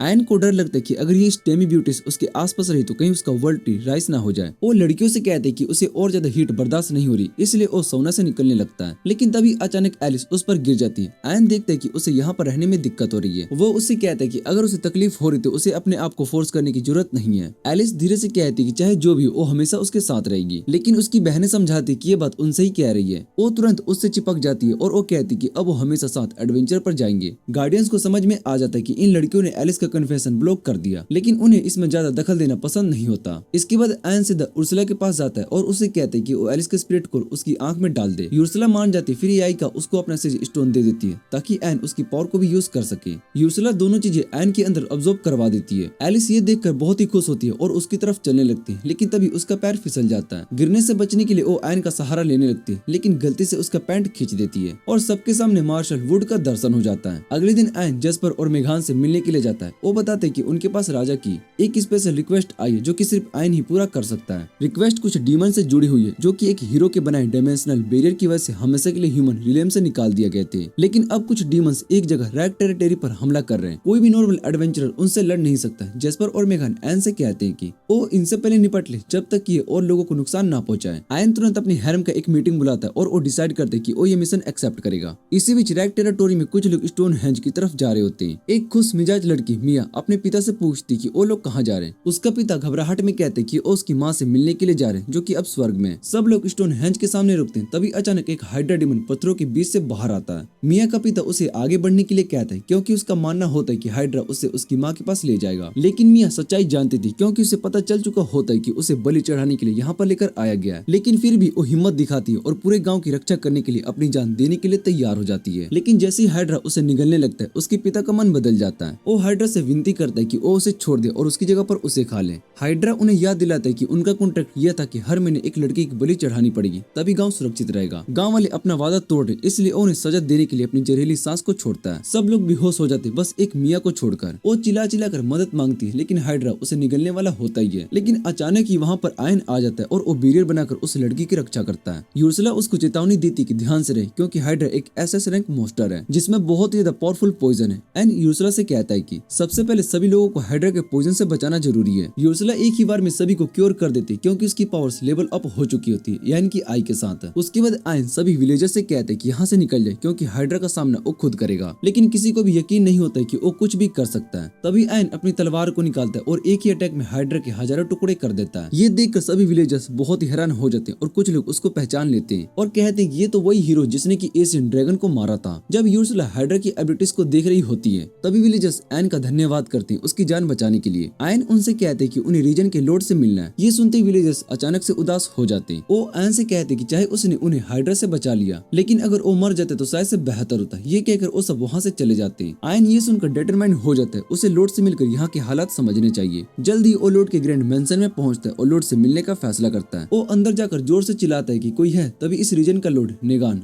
बाहर आता है लेकिन वो बिल्कुल भी बेवकूफ और लापरवाह इंसान जैसा लगता है। दोनों साथ में चाय पीते हैं और तभी आयन उसको बताता है कि यहाँ इस रीजन में हो रहे डीमंस के हमले के बारे में जानने आया। न्यून उससे शांत स्वर में कहते कि यहाँ आसपास कोई भी डीमंस नहीं है और जो गिल्ड रिपोर्ट्स मिली थी वो बस बढ़ा चढ़ा कर लिखी गई है क्योंकि यहाँ मोस्टर की संख्या वैसे ही ज्यादा है। आयन फिर भी कहते कि वो यहाँ पर कुछ दिन रुकना चाहता है और रात को पेट्रोल करेगा ताकि वो कंफर्म कर सके। ये सुनते ही लॉर्ड की पर्सनैलिटी अचानक से बदल जाती है। उसके हाथ से चाय का कप गिर जाता है और वो शोक में पहुंच जाता है। आयन ने हाइड्रा को कैसे मार दिया। लॉर्ड गुस्से में चिल्लाता है कि हाइड्रा वो एकमात्र चीज थी जो कि फॉरेस्ट को मोस्टर विलेज पर हमला करने से रोकी हुई थी। आयन गुस्सा होता है और वो कहता है कि ये गलत है। विलेजर्स को बचाने के लिए हाइड्रा से डील की गई क्योंकि हाइड्रा हर साल एक इंसान की बलि मांग रहा था। नेउन उससे बिना शर्म के कहता है कि आदमी की बलि देना कोई बड़ी बात नहीं थी अगर इससे पूरे रीजन की रक्षा हो रही थी। वो आयन से कहता है कि तुम लोग बस मोस्टर्स को मारकर वापस चले जाओगे लेकिन इस रीजन के लोग तुम्हारी वजह से दुख भोगने वाले। ये कहकर वो गुस्से में रूम के अंदर चला जाता है और आयन कंफ्यूज होता है अब उसको क्या करना चाहिए। मेंशन से निकलने के बाद न्यून एक मैजिक मिरर के सामने जाता है और उसमें अपनी रिफ्लेक्शन से बात करता है। वो अपने रिफ्लेक्शन को शैडो कहता है और घबराहट में बताता है कि आयन ने हाइड्रा को मार दिया। शैडो उसको समझाता है कि कोई बात नहीं, हम हाइड्रा की जगह दूसरा मोस्टर्स ढूंढ लेंगे। लेकिन उनका सबसे बड़ा प्रॉब्लम आयन है। शैडो ने उनको बेवकूफ बनाकर कहता है कि आयन एक डीमन है क्योंकि कोई भी इंसान ऐसा रैंक मोस्टर हाइड्रा को नहीं मार सकता। फिर वो न्यून से कहता है कि अगर उसको टेरिटोरी की रक्षा करनी तो आयन को मरना होगा। न्यून इस बात पर तुरंत यकीन कर लेता है और आयन को खत्म करने की तैयारी शुरू कर देता है। ये देखकर शैडो हंसने लगता है और वो कहता है कि इंसान कितने आसानी से बहका दिए जाते हैं। अब बस थोड़ी और प्लानिंग के बाद वो मैजिक मिरर से बाहर आकर न्यून के शरीर को कब्जे में ले लेगा। दूसरी तरफ आयन विलेज का हाल देखकर हैरान रह जाता है। विलेज की दीवारें पूरी तरीके से टूटी हुई होती है और कहीं भी रखवाले नहीं होते। जब वो विलेजर्स न्यून के बारे में पूछते तो जैसे वो उसका नाम सुनते वो तुरंत भागने लगते हैं। आयन समझ जाता है कि सभी लोग उससे डरते हैं। वो कुछ सबूत ढूंढने की कोशिश करता है जो कि विलेज की सच्चाई बता सके। तभी उसकी नजर एक आदमी पर पड़ती है जो कि अकेला बैठकर अपने खेतों की तरफ देख रहा होता है। खेत मोस्टर के हमले से बर्बाद हो चुका होता है। जब हाइड्रा मरी थी तभी मोस्टर ने उसका पूरा खेत तबाह कर दिया। वो आदमी आयन से कहता है कि उसे यहाँ से चले जाना चाहिए क्योंकि उस जैसे लोग उनकी कोई भी मदद नहीं कर सकते। ये बात सुनकर आयन को थोड़ा बुरा महसूस होता है लेकिन तभी वो तुरंत अपने मैजिक का यूज करता है और वो सबसे पहले अपनी मैजिक से खेतों को फिर से तैयार करता है और तुरंत ही मैजिक सीड्स को उगाकर नए सब्जियां उगाने लगता है। फिर वो अर्थ मैजिक का यूज करके विलेज के आसपास एक मजबूत और ऊंची दीवार बना देता है ताकि मोस्टर्स अंदर न आ सके। ये सब देखकर फार्मर बिल्कुल शॉक्ड हो जाता है। आयन उससे कहता है कि अभी हार मान लेने का समय नहीं आया। ये सुनकर फार्मर जोर जोर से हंसने लगता है क्योंकि उसके शब्दों ने निगान के पिता की याद दिला दी थी। फार्मर कहता है कि पहले का जो लॉर्ड था वो एक ईमानदार और हिम्मत वाला इंसान था लेकिन जैसे ही ही वो मरा और उसका बेटा निगाह लोड बना, सब कुछ खत्म हो गया। नेओन के पावर में आते ही हाइड्रा यहाँ पर आया और उसने बिना सोचे समझे उसके साथ एक कॉन्ट्रैक्ट कर लिया। उसने विलेज की सुरक्षा के लिए रकम देना बंद कर दी, लेकिन टैक्सेस इतने बढ़ा दिए कि लोग तड़प गए और जो भी उसके खिलाफ आवाज उठाता वो हमेशा के लिए गायब हो जाता। धीरे धीरे सबने उम्मीद छोड़ दी, लेकिन अब उसे लगता है कि आयन की वजह से अब एक नए भविष्य की शुरुआत हो चुकी है। ये सुनकर आयन इमोशनल हो जाता है, लेकिन तभी अचानक से एलिस की एबिलिटी एक्टिवेट हो जाती है और आयन देख लेता है कि एक बड़ा मॉन्स्टर का झुंड विलेज की तरफ बढ़ रहा है। तभी यूरी वहाँ पर आकर पूछती क्या सब कुछ ठीक है। आयन उससे कहता है कि वो सब मॉन्स्टर को खत्म कर देगा ताकि कोई भी विलेज को नुकसान ना पहुंचा सके। वो तुरंत दीवार पर चढ़ता है और वो देखते हैं कि हजारों मॉन्स्टर्स विलेज की तरफ दौड़ रहे हैं। ये देखकर पहली बार आयन घबरा जाता है क्योंकि ये लड़ाई उसके लिए आसान नहीं होने वाली। जैसे ही वो नीचे उतरता है यूरी उसके पीछे अगर पूछती कि अब क्या करेंगे, और सच कहूं तो आयन को खुद भी नहीं पता होता, लेकिन जब वो विलेजर्स की उम्मीद को हारते हुए देखता है तो वो फैसला करता है कि चाहे जो भी हो जाए वो उनकी रक्षा करेगा। आयन यूरी को अपने आँख के अंदर जाने के लिए कहता है और फिर एक जोर का जंप लगाता है। ऊपर से एक बड़ी वैक्यूम बुलेट रिलीज करती ताकि कुछ मॉन्स्टर को खत्म कर सके और बाकी को डरा सके, लेकिन वो प्लान काम नहीं करता और मॉन्स्टर बिना किसी देरी के विलेज की तरफ आगे बढ़ने लगते हैं। अचानक से कुछ मॉन्स्टर्स आयन की तरफ तेज गति से लीप मारते और वो उनके पहले अटैक से बच जाता है। ये मंकी जैसे दिखने वाले मॉन्स्टर जितना सोचा था उससे भी ज्यादा फास्ट और चालाक होते हैं। वो हवा में एक दूसरे का हाथ पकड़ लेते और एक कॉम्बो अटैक करते जिससे कि उनकी स्पीड और बढ़ जाती है। आयन तुरंत अपनी सुपर अप्राइजल स्किल एक्टिवेट करते हैं जिसकी मदद से वो सब कुछ स्लो मोशन में देख पाता है। फिर वो अपने एक पावरफुल अटैक से उन सभी मॉन्स्टर को हरा देता है। उसके बाद वो एक बैरियर क्रिएट करता है ताकि कुछ मॉन्स्टर्स को रोक सके और उन्हें एक बड़ी वैक्यूम बुलेट से खत्म कर देता है, लेकिन तभी कुछ मॉन्स्टर्स चुपके से उसके पीछे आ जाते हैं। आयन तुरंत एक और स्किल का यूज करता है और अपने क्लोन्स मॉन्स्टर्स के पीछे क्रिएट कर देता है। फिर वो स्टील थ्रेड्स का इस्तेमाल करता है, उन सभी को काट देता है। विलेजर्स जो अब तक मॉन्स्टर से भाग रहे होते हैं और रुक जाते हैं और शौक में आकर आयन को देखने लगते हैं। वो विश्वास नहीं कर पाते कि एक अकेला इंसान इतने सारे मॉन्स्टर का सामना कर रहा है, पर उन्हें ये नहीं पता होती कि आयन अपनी लिमिट्स को पुश कर रहा है। यूर्सुला उसे वॉर्न करती कि अगर उसने ऐसे ही फाइट किया तो वो गिर जाएगा, लेकिन आयन विलेज को बचाने के लिए पूरी तरीके से तैयार होता है। वो अपनी तलवार को समन करता है और ऐसे स्टेंस लेता है जिससे कि वो एक ही बार में सभी मॉन्स्टर को हरा सके, लेकिन यूर्सुला उसे रोकने की कोशिश करती क्योंकि अगर उसने ये अटैक किया तो उसका शरीर ज्यादा देर तक नहीं टिक पाएगा। आयन हार मानने से इनकार कर देता है, चाहे मॉन्स्टर्स उस पर एक साथ ही क्यों न अटैक कर रहे हो। वो अपनी तलवार को पूरी सख्ती से खींचता है और एक तेज अटैक मार देता है, सारे मॉन्स्टर को एक ही स्ट्राइक में खत्म कर देता है और उस अटैक के साथ ही वो अपनी लिमिट पार कर लेता है और जमीन पर गिर जाता है। तभी यूरी उसकी आंख से बाहर आती है और उसको अपनी होली वाटर से हील करने लगती है,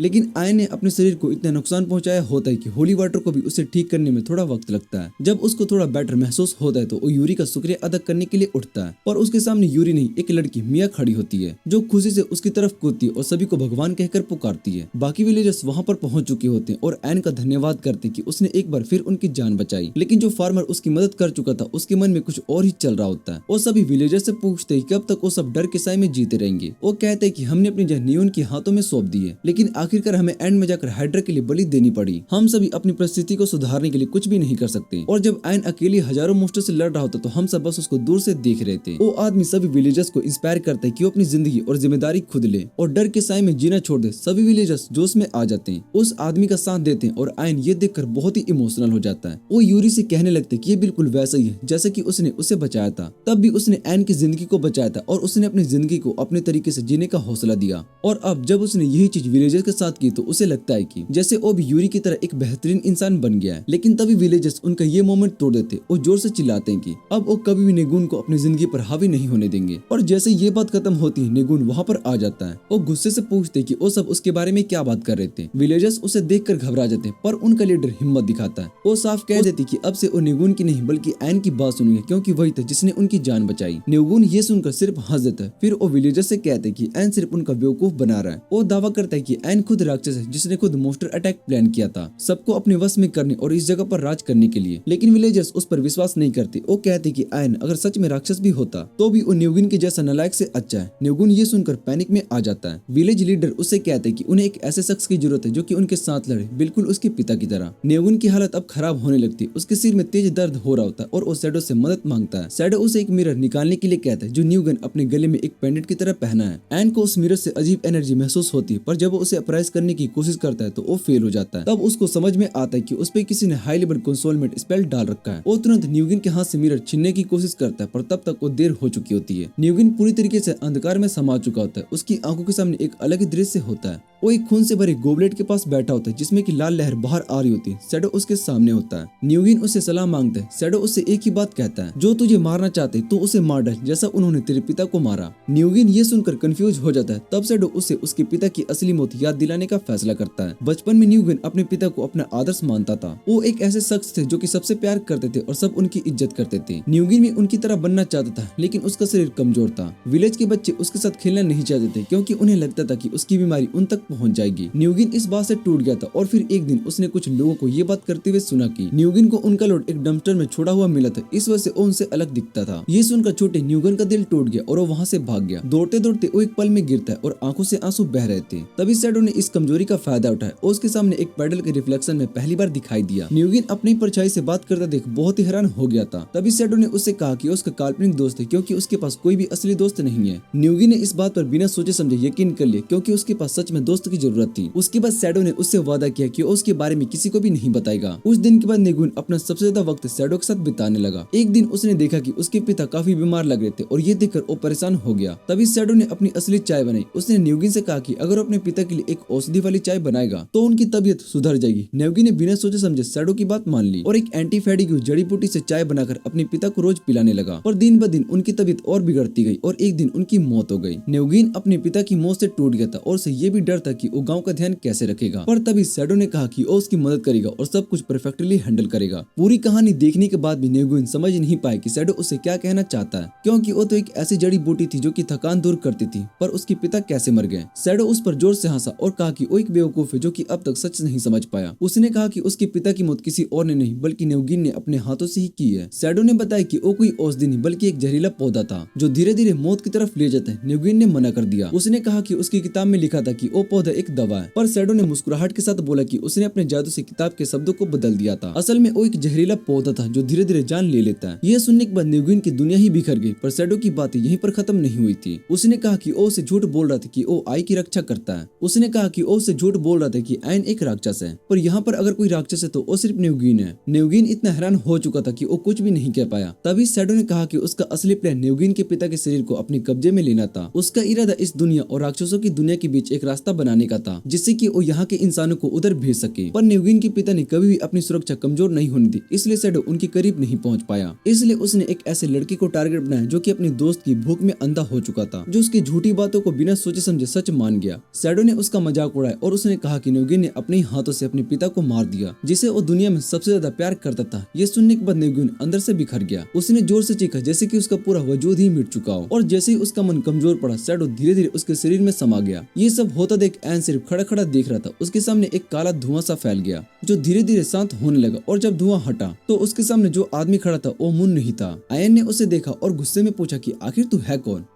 फिर वो डीमन अपना नाम बताता है, शैडो द एंटीसर। ये एक वीआई काउंट रैंक डीमन होता है। आयन उससे पूछते कि निगान कहाँ पर है। शैडो अपनी तरफ इशारा करके कहता है कि यही तो यहाँ पर है। फिर वो हंसकर कहते हैं कि वो एक बेवकूफ था जिसे बस थोड़ी सी इमोशन मैनिपुलेट करके कंट्रोल करना कितना आसान था। आयन गुस्से से उस डीमन को देख रहा था जो कह रहा होता कि ये सब उसकी गलती है। फिर शैडो अपना प्लान बताता है। उसका इरादा पूरा विलेज को अपने कब्जे में करने का था और वहाँ की ह्यूमन को डीमन रिलेम में भेजने का। लेकिन जब आयन यहाँ पर आ गया तो उसके पास कोई भी ऑप्शन नहीं बचा और उसने खुद अपने हाथ से सब कुछ संभालना पड़ा। शैडो कहता है कि पिछले वाले क्रो डीमन से अलग जो आयन पर अटैक करने के लिए आया था, इसको ह्यूमन की कमजोरी पता है। उसे पूरा यकीन था कि आयन उस पर पूरी शिद्दत से अटैक नहीं करेगा, क्योंकि अगर उसने ऐसा किया तो इसका मतलब होगा कि उसने निगान को भी मार दिया। फिर शैडो अपनी डार्क पावर से आयन पर अटैक करता है, पर आयन उसके अटैक से बच जाता है और एक बैरियर बनाकर उसे रोकने की कोशिश करता है। लेकिन शैडो एंटी स्पिरिट का यूज करता है और उस बैरियर को तोड़ देता है। वो आयन का मजाक उड़ाता है और वो कहता है कि तुम मेरी पावर के आगे कुछ भी नहीं कर सकते हो। आयन फैसला करता है कि अपनी पूरी एनर्जी से एक स्ट्रॉन्ग बैरियर बनाने में लगा देगा। लेकिन तभी शैडो कुछ और मोस्टर बुला लेता है जो कि विलेजर्स पर अटैक करने लगते हैं। आयन मजबूरन उन्हें बचाने के लिए वापस जाता है और एक और बैरियर बनाकर विलेजर्स से कहता है कि जितनी जल्दी हो सके यहाँ से भाग जाओ। लेकिन शैडो और भी मोस्टर्स बुला लेता है और बैरियर को तोड़ देता है। आयन अपने क्लोन्स को बनाकर मोस्टर से लड़ने लगता है, पर जब वो सबको बचाने में बिजी होता है तभी शैडो उस पर एक जोर का पंच मारता है और वो लगातार आयन को मारने लगता है। आयन उसके अटैक को रोकने की कोशिश करता है, पर उसके दिमाग में सिर्फ निगान का ही मुस्कुराता चेहरा दिख रहा होता है। वो निगान को चोट नहीं पहुंचाना चाहता था, इसलिए सिर्फ डिफेंसिव स्किल का यूज करता और अटैक सहने लगता। लेकिन इसका मतलब था कि वो हिल भी नहीं सकता था और यूर्सला चिल्लाकर कहती कि इतने इमोशनल मत बनो, लड़ने पर ध्यान दो। पर आयन अब भी सोच रहा होता है कि ऐसा कौन सा तरीका है जो कि निगान को बिना नुकसान पहुंचाए शैडो को हरा सके। शैडो ये देखकर मजा लेने लगता है और वो हंसकर कहता है, बड़े आए हीरो बने, तुम्हें बस एक फैसला लेना है, या तो मुझे मारो या सबकी मौत देखो। पर आयन मना कर देता है। वो कहता है कि अगर मैं एक इंसान की बलि देकर 100 लोगों की जान बचा सकता हूँ तो मैं भी उसी बेवकूफ निगान के जैसा ही हो जाऊंगा। फिर वो जोर से चिल्लाता है, निगान होश में आओ। पर शैडो फिर से हंसने लगता है। वो कहता है कि वो कब का चुप हो चुका है, तुम जितनी भी चीख लो वो वापस नहीं आएगा। शैडो एक बार फिर से आयन को पमेलिंग करने लगता है, पर आयन बिना रुके उसकी तरफ बढ़ता जाता है। उसके शरीर पर बहुत ही गहरी गहरी चोटें होती है पर वो रुकता भी नहीं है।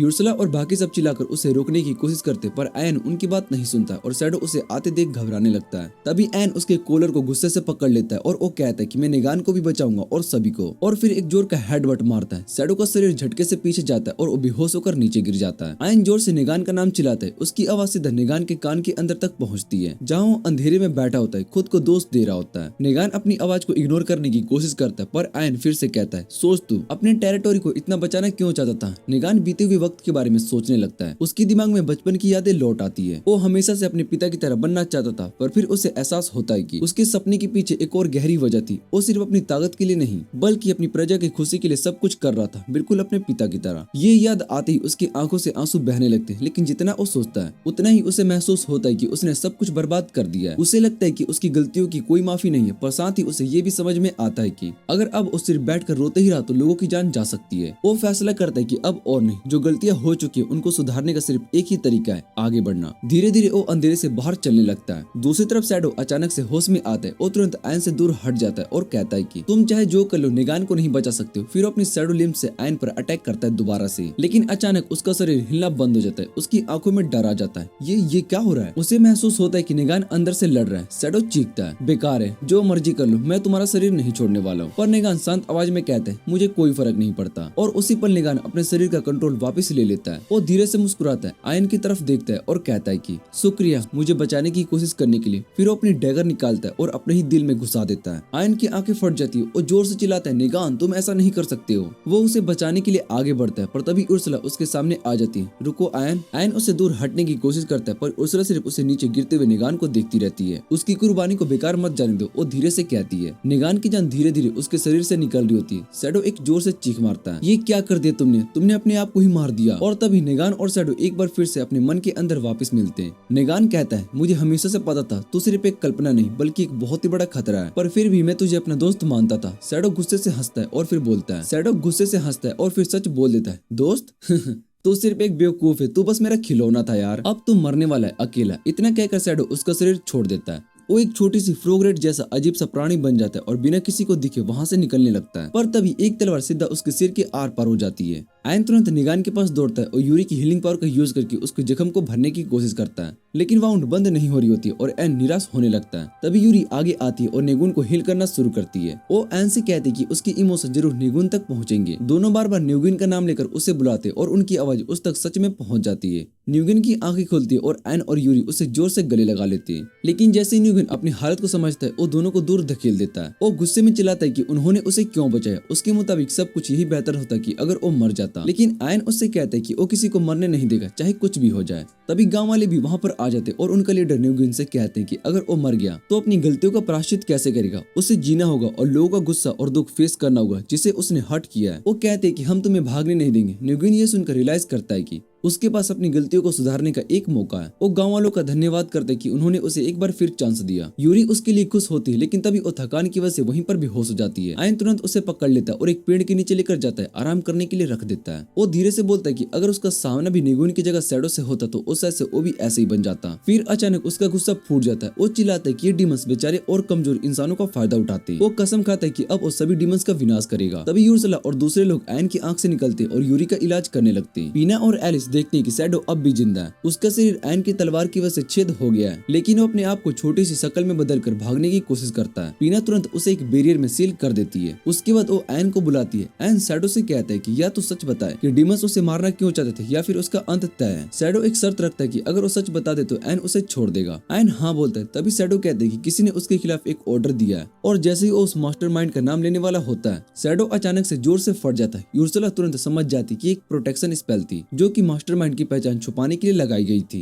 वो कहती है कि जो भी इसके पीछे वो बहुत ही तेज और समझदार है। उसके बाद एन गांव वालों से विदा लेता है, लेकिन तभी न्यूगिन उससे एक आखिरी रिक्वेस्ट करता है। वो कहता है कि उसके बिना उनका इलाका जी नहीं पाएगा, इसलिए एन उनकी मदद करे। गाँव वाले भी हाथ जोड़कर एन से प्रार्थना करते हैं। एन हैरान होता है और वो सोचता है कि उसे क्या करना चाहिए। जल्द ही वो वापस राजधानी में पहुंच जाता है, जहाँ पर राजा उससे मिलता है। राजा बताता है कि न्यूगिन ने अपनी मर्जी से गार्ड्स के सामने सरेंडर कर दिया। साथ ही उसने एक ऑफिशियल रिक्वेस्ट डाली, एन को रैक रीजन का एक नया लॉर्ड बना दिया जाए। एन ये सुनकर होश उड़ा देने वाला सरप्राइज फील करता है, लेकिन राजा बताता है कि वैसे भी उसे एक नोबल टाइटल या फिर लैंड देने वाला था, तो ये अब सबके लिए एक अच्छा डील है। कहानी अब नए मोड़ पर आ चुकी थी। अचानक सभी एन से चिपक जाते और उसे समझाने लगते कि ये अवसर उसे अपना लेना चाहिए। सब मिलकर उसकी मदद करेंगे ताकि उसे किसी मुश्किल का सामना ना करना पड़े। एन इतनी सारी चीजों को एक साथ सोचकर परेशान हो जाता है, लेकिन आखिर में वो फैसला करता है वो नोबल टाइटल और जमीन दोनों को एक्सेप्ट करेगा। जल्द ही एन के द्वारा शैडो को हराने की खबर चीना तक पहुंच चुकी होती है। वो अंदर से सच में हैरान होती है और सुकून भी महसूस करती है, क्योंकि एन एक शैडो जैसे वीक एनिमी को नहीं हरा पाता तो उसके प्लान्स बिगड़ जाते हैं। तभी एक नीचे दर्जे का डीमन लोना अपने ज़ॉम्बी पर सवार होकर वहाँ पर आता है। वो चीना से सीधा सवाल करते है कि तुम एन नाम के इंसान के पीछे इतनी पागल क्यों हो। चीना मुस्कुराती कि एन एक खास आई का मालिक है, लेकिन लोना अब भी उसे आम इंसान समझ रही होती। कोई इंसान इतना खास कैसे हो सकता है। चीना तभी गुस्से से कहती कि अगर वो आम इंसान होता तो फैल्को और शैडो को कैसे मार पाता। वो लोना को साफ कह देती कि मुझे एन को हराना है और ये काम तुम करने वाली हो, लेकिन लोना सीधा मना कर देती, मुझे इतने लो लेवल की मिशन में कोई इंटरेस्ट नहीं है। तभी चीना उसके सामने एक ऑफर रखती है, तुम्हारे मिशन में सिर्फ एन को ही नहीं मारना होगा बल्कि एक वोल्ट्री स्पिरिट को भी पकड़ना होगा, क्योंकि एन खुद भी उसकी तलाश कर रहा होगा। तो लोना एक तीर से दो निशाने लगा सकती है। जैसे ही लोना वोल्ट्री का नाम सुनती है उसकी रुचि जग जाती है और वो तुरंत मिशन को एक्सेप्ट कर लेती है। उसका भरोसा है कि एक इलाइट डिमन होने के नाते वो किसी भी इंसान को हरा सकती है। वो अपने सर्वेंट को पोर्टल में कूदने का हुक्म देती है, लेकिन बेचारा सर्वेंट तो पहले ही मुर्दा होता है। लोना बिना किसी फिक्र के उसे वहाँ छोड़ती है और खुद पोर्टल में कूद जाती है। तभी इटना के चेहरे पर एक डरावनी मुस्कुराहट आ जाती है, क्योंकि उसने लोना को इस मिशन के लिए नहीं बल्कि एन को और भी ज्यादा पावरफुल बनाने के लिए भेजा था। दूसरी तरफ ह्यूमन रिले में यूरी एक्साइटमेंट के साथ यन से पूछती है कि आज लंच में क्या खाओगे, मैं खुद तुम्हारे लिए बनाऊंगी, लेकिन एन जवाब नहीं दे पाता। तभी एलिस वहाँ पर आ जाती है। वो गंभीर तरीके से कहती है, मुझे तुमसे एक जरूरी बात करनी है एन। जैसे ही पीना सीन पर आती है उसे लगता है कि एलिस भी अपने दिल की बात एन को बताने वाली है। क्या वो सभी कन्फेंस करेगी। यूरी भी एक्साइटेड हो जाती है, तो मुझे भी अपनी फीलिंग रखनी होगी, लेकिन एलिस के दिमाग में कुछ और ही होता है। वो कामली कहती है, मुझे अपनी बहनें देखनी, उसके पास एक खास पावर होती है जो कि वर्ल्ड ट्री को ढूंढ सकती है। सब एक्साइटेड हो जाते, तो तुमने एक और वर्ल्ड ट्री ढूंढ लिया, लेकिन एलिस कहती है कि नहीं, किसी और ने मुझे इसका पता दिया है। एन को ये डिटेल्स ज्यादा मैटर नहीं करती। वो सीधा कहता है कि चलो अब उसे ढूंढने चलते हैं। और तभी एक अजीब सी आवाज आती है। हाँ, मुझे भी यही लगता है। एन हैरान हो जाता है। वो इस आवाज को पहचान नहीं पा रहा होता है, और सबसे बड़ी बात उसे ये भी नहीं पता होता है कि वो आवाज कहाँ से आई। जैसे ही एन इधर उधर देख रहा होता है उसे फिर से वही आवाज सुनाई देती है। इस बार आवाज सीधा बिस्तर से आ रही होती है। जैसे एन मुड़कर देखता है उसके होश उड़ जाते। बिस्तर पर एक अंधी पट्टी बंदी औरत सडक्टली होती है। एन तुरंत चिल्लाता है, भाई साहब ये कौन है यार। वो मुस्कुराकर यूरी और बाकी सभी को अपनी बहन कहकर बुलाती है। ये सुनकर यूरी एकदम उछल पड़ती है, किर्स दे दी और उस पर कूद जाती है, लेकिन जल्दी सभी को समझ में आता है कि ये बस एक इल्यूजन है, असली बॉडी नहीं। यूरी एकदम उदास हो जाती है, लेकिन एन अब तक पूरी तरीके से कंफ्यूज रहता है। तभी पीना एक्सप्लेन करती है कि क्रिस वर्ल्ड ट्री स्पिरिट की दूसरी सबसे बड़ी बहन है। एन ये सुनकर हैरान हो जाता है, एक वर्ल्ड ट्री स्पिरिट खुद उसके पास आई।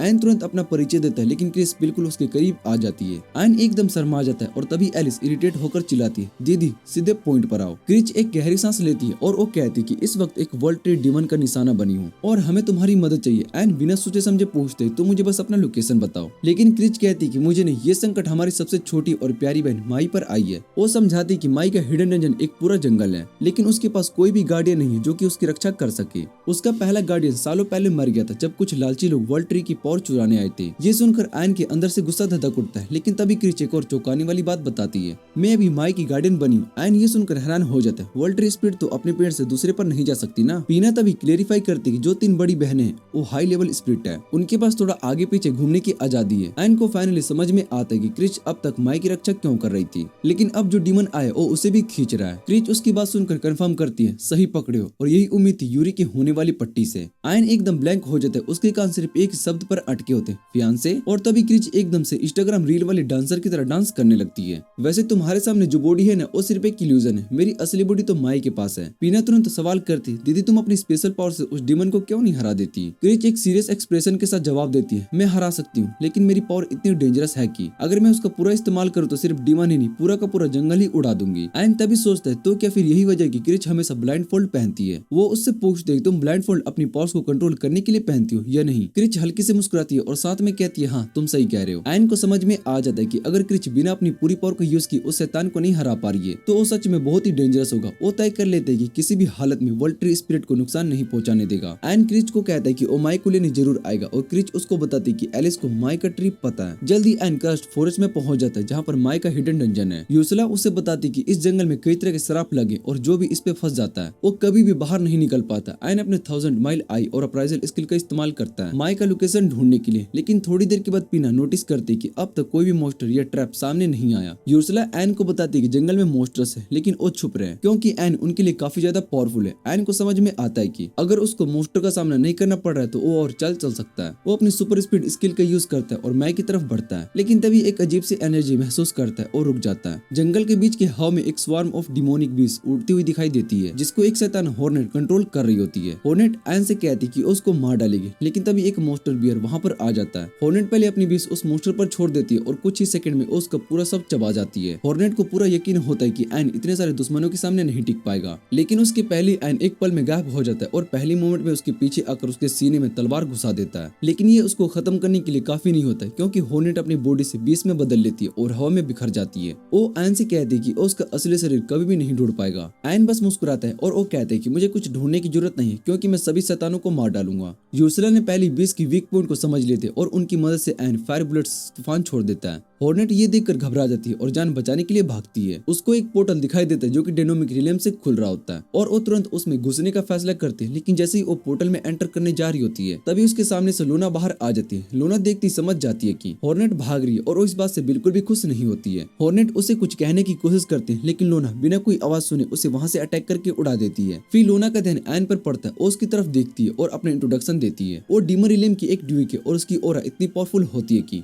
आसपास की हवा तक भारी हो जाती है, लेकिन एन उसके प्रेशर में 1 इंच भी नहीं हिलता। लोना एन की हिम्मत से इंप्रेस हो जाती है और वो मुस्कुराती है, मजा आएगा तुम्हें मारने में, वो कहती है। एन एक पल में लोना के पीछे टेलीपोर्ट हो जाता है और तुरंत एक स्किल का यूज करके पावरफुल ड्रेन करने लगता है। लोना हैरान रह जाती, उसे बिल्कुल भी उम्मीद नहीं होती कोई उसके साथ ऐसा भी कर सकता है, लेकिन रुकने वाला नहीं था एन। वो अपनी स्ट्रेंथ को और बढ़ाता है और लोना को एक के बाद एक अटैक से तबाह करने लगता है। उसके पहले कि लोना कुछ समझ सके एन उसे हवा में उछाल देता है और फिर फुल फोर्स में जमीन पर दे मारता है, लेकिन लोना घबराती नहीं, बिल्कुल हंसने लगती है। बहुत दिनों के बाद इतना ताकतवर ओपोनेंट मिला था। वो तुरंत अपनी मैजिकल पिस्टल से निकालती है और एन पर ताबड़तोड़ गोलियां बरसाने लगती है। तुम मेरे स्पेशल अटैक से नहीं बच सकते हो, लोना चीख कर कहती है, लेकिन एन उसका जवाब सुनकर सिर्फ मुस्कुराता है और डॉज करने की वजह सीधा उसकी बुलेट्स को पैरी करता है और उन्हें वापस लोना की तरफ फेंक देता है। लोना एकदम शॉक्ड हो जाती, ये तो पॉसिबल है ही नहीं। वो तुरंत वहां से भागने की कोशिश करती है, लेकिन एन की स्पीड उससे कई गुना ज्यादा होती है। बुलेट सीधा उसके अंदर घुस जाती है और वो जोर से चीख उठती है। लोना विश्वास नहीं कर सकती कि वो इतनी कमजोर हो गई सिर्फ पावर ड्रेन की वजह से। वो भागने की कोशिश करती, लेकिन एन एक पल में उसके पीछे पहुंच जाता है और बिना किसी देरी के उसका सर धड़ से अलग कर देता है। सब कुछ 1 सेकंड में खत्म हो जाता है। लोना अब भी समझ नहीं पाती कि ये सब कैसे हो गया। वो सिर्फ एक कटा हुआ सर बन चुकी थी। एन तभी उसे कामली समझाता है कि मैंने सिर्फ एक बार तुम्हारी पावर को ड्रेन नहीं की थी। हर बार जब एन ने उसको पंच मारा था तब उसकी पावर और भी ज्यादा ड्रेन हो रही थी और अब लोना एक नॉर्मल मॉन्स्टर से भी और ज्यादा कमजोर हो चुकी थी। लोना का चेहरा एकदम सूख जाता है, ये तो पॉसिबल ही नहीं है। वो चीख पड़ती है, मैं डीमन रिलेम की लाइट हूँ और मैं हायरार्की के टॉप पर हूँ, लेकिन एन बस उसको कोल्ड स्ट्रेस देता है। गुस्से में लोना उसको कायर बोलती है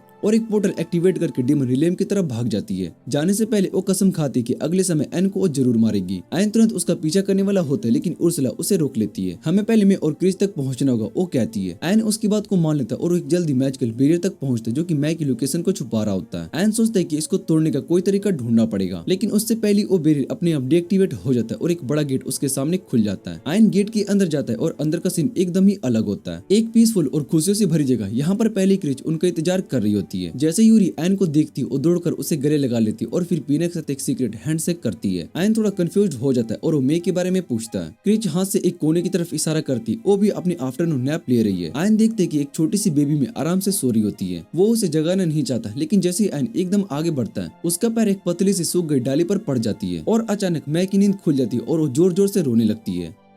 एन परेशान हो जाता है। वो सोचता है कि रोते हुए बेबी को कैसे चुप कराए, लेकिन उसकी सारी कोशिशें बेकार हो जाती है और माए और जोर से रोने लगती है। तभी यूरी बीच में आती है और माए तुरंत अपनी बड़ी बहन को पहचान लेती है। वो रुक जाती है और उसकी बाहों में चली जाती है। कहती है कि उसको यूरी की बहुत ही याद आ रही थी। फिर माए पीना और एलिस से मिलती है और अपनी बहनों को बताती है कि वो उनके वेलकम के लिए फ्लावर क्राउन्स बना रही थी, लेकिन बीच में सो गई, इसलिए वो अभी तक कम्प्लीट नहीं हुए। यूरी उसकी मदद करती है ताकि वो क्राउन कम्प्लीट हो सके। फिर वो उसके सर पर हाथ रखते हुए कहती कि अब हम सबके लिए और बना सकते हैं। थोड़ी देर के बाद बाद माई खुश हो जाती जब उसको अपना फ्लावर क्राउन मिलता है और यूरी उसकी तारीफ करते हुए कहती कि बहुत ही क्यूट लग रही है। ये सुनकर माई और भी ज्यादा खुश हो जाती है और तभी उसकी नजर फिर से आयन पर पड़ती है और वो घबरा जाती है। वो अपनी बहनों को वार्न करती है कि इससे दूर रहे क्योंकि ये वही डेंजरस इंसान है जो कि उस पर अटैक करने वाला था। यूरी उसको समझाती कि आयन बैड गाय नहीं है बल्कि उसने माई को बैड लोगों से बचाया था। माई उसकी बात मान लेती और आयन से माफी मांगती कि उसने बिना सोचे समझे रिएक्ट कर दिया। आयन को इस बात से कोई दिक्कत नहीं होती। इसके बाद माई का बिहेवियर अचानक बदल जाता है और वो आयन से डिमांड करती कि उसके सिर पर हाथ फहराए और उसको अपनी गोदी में बैठाए।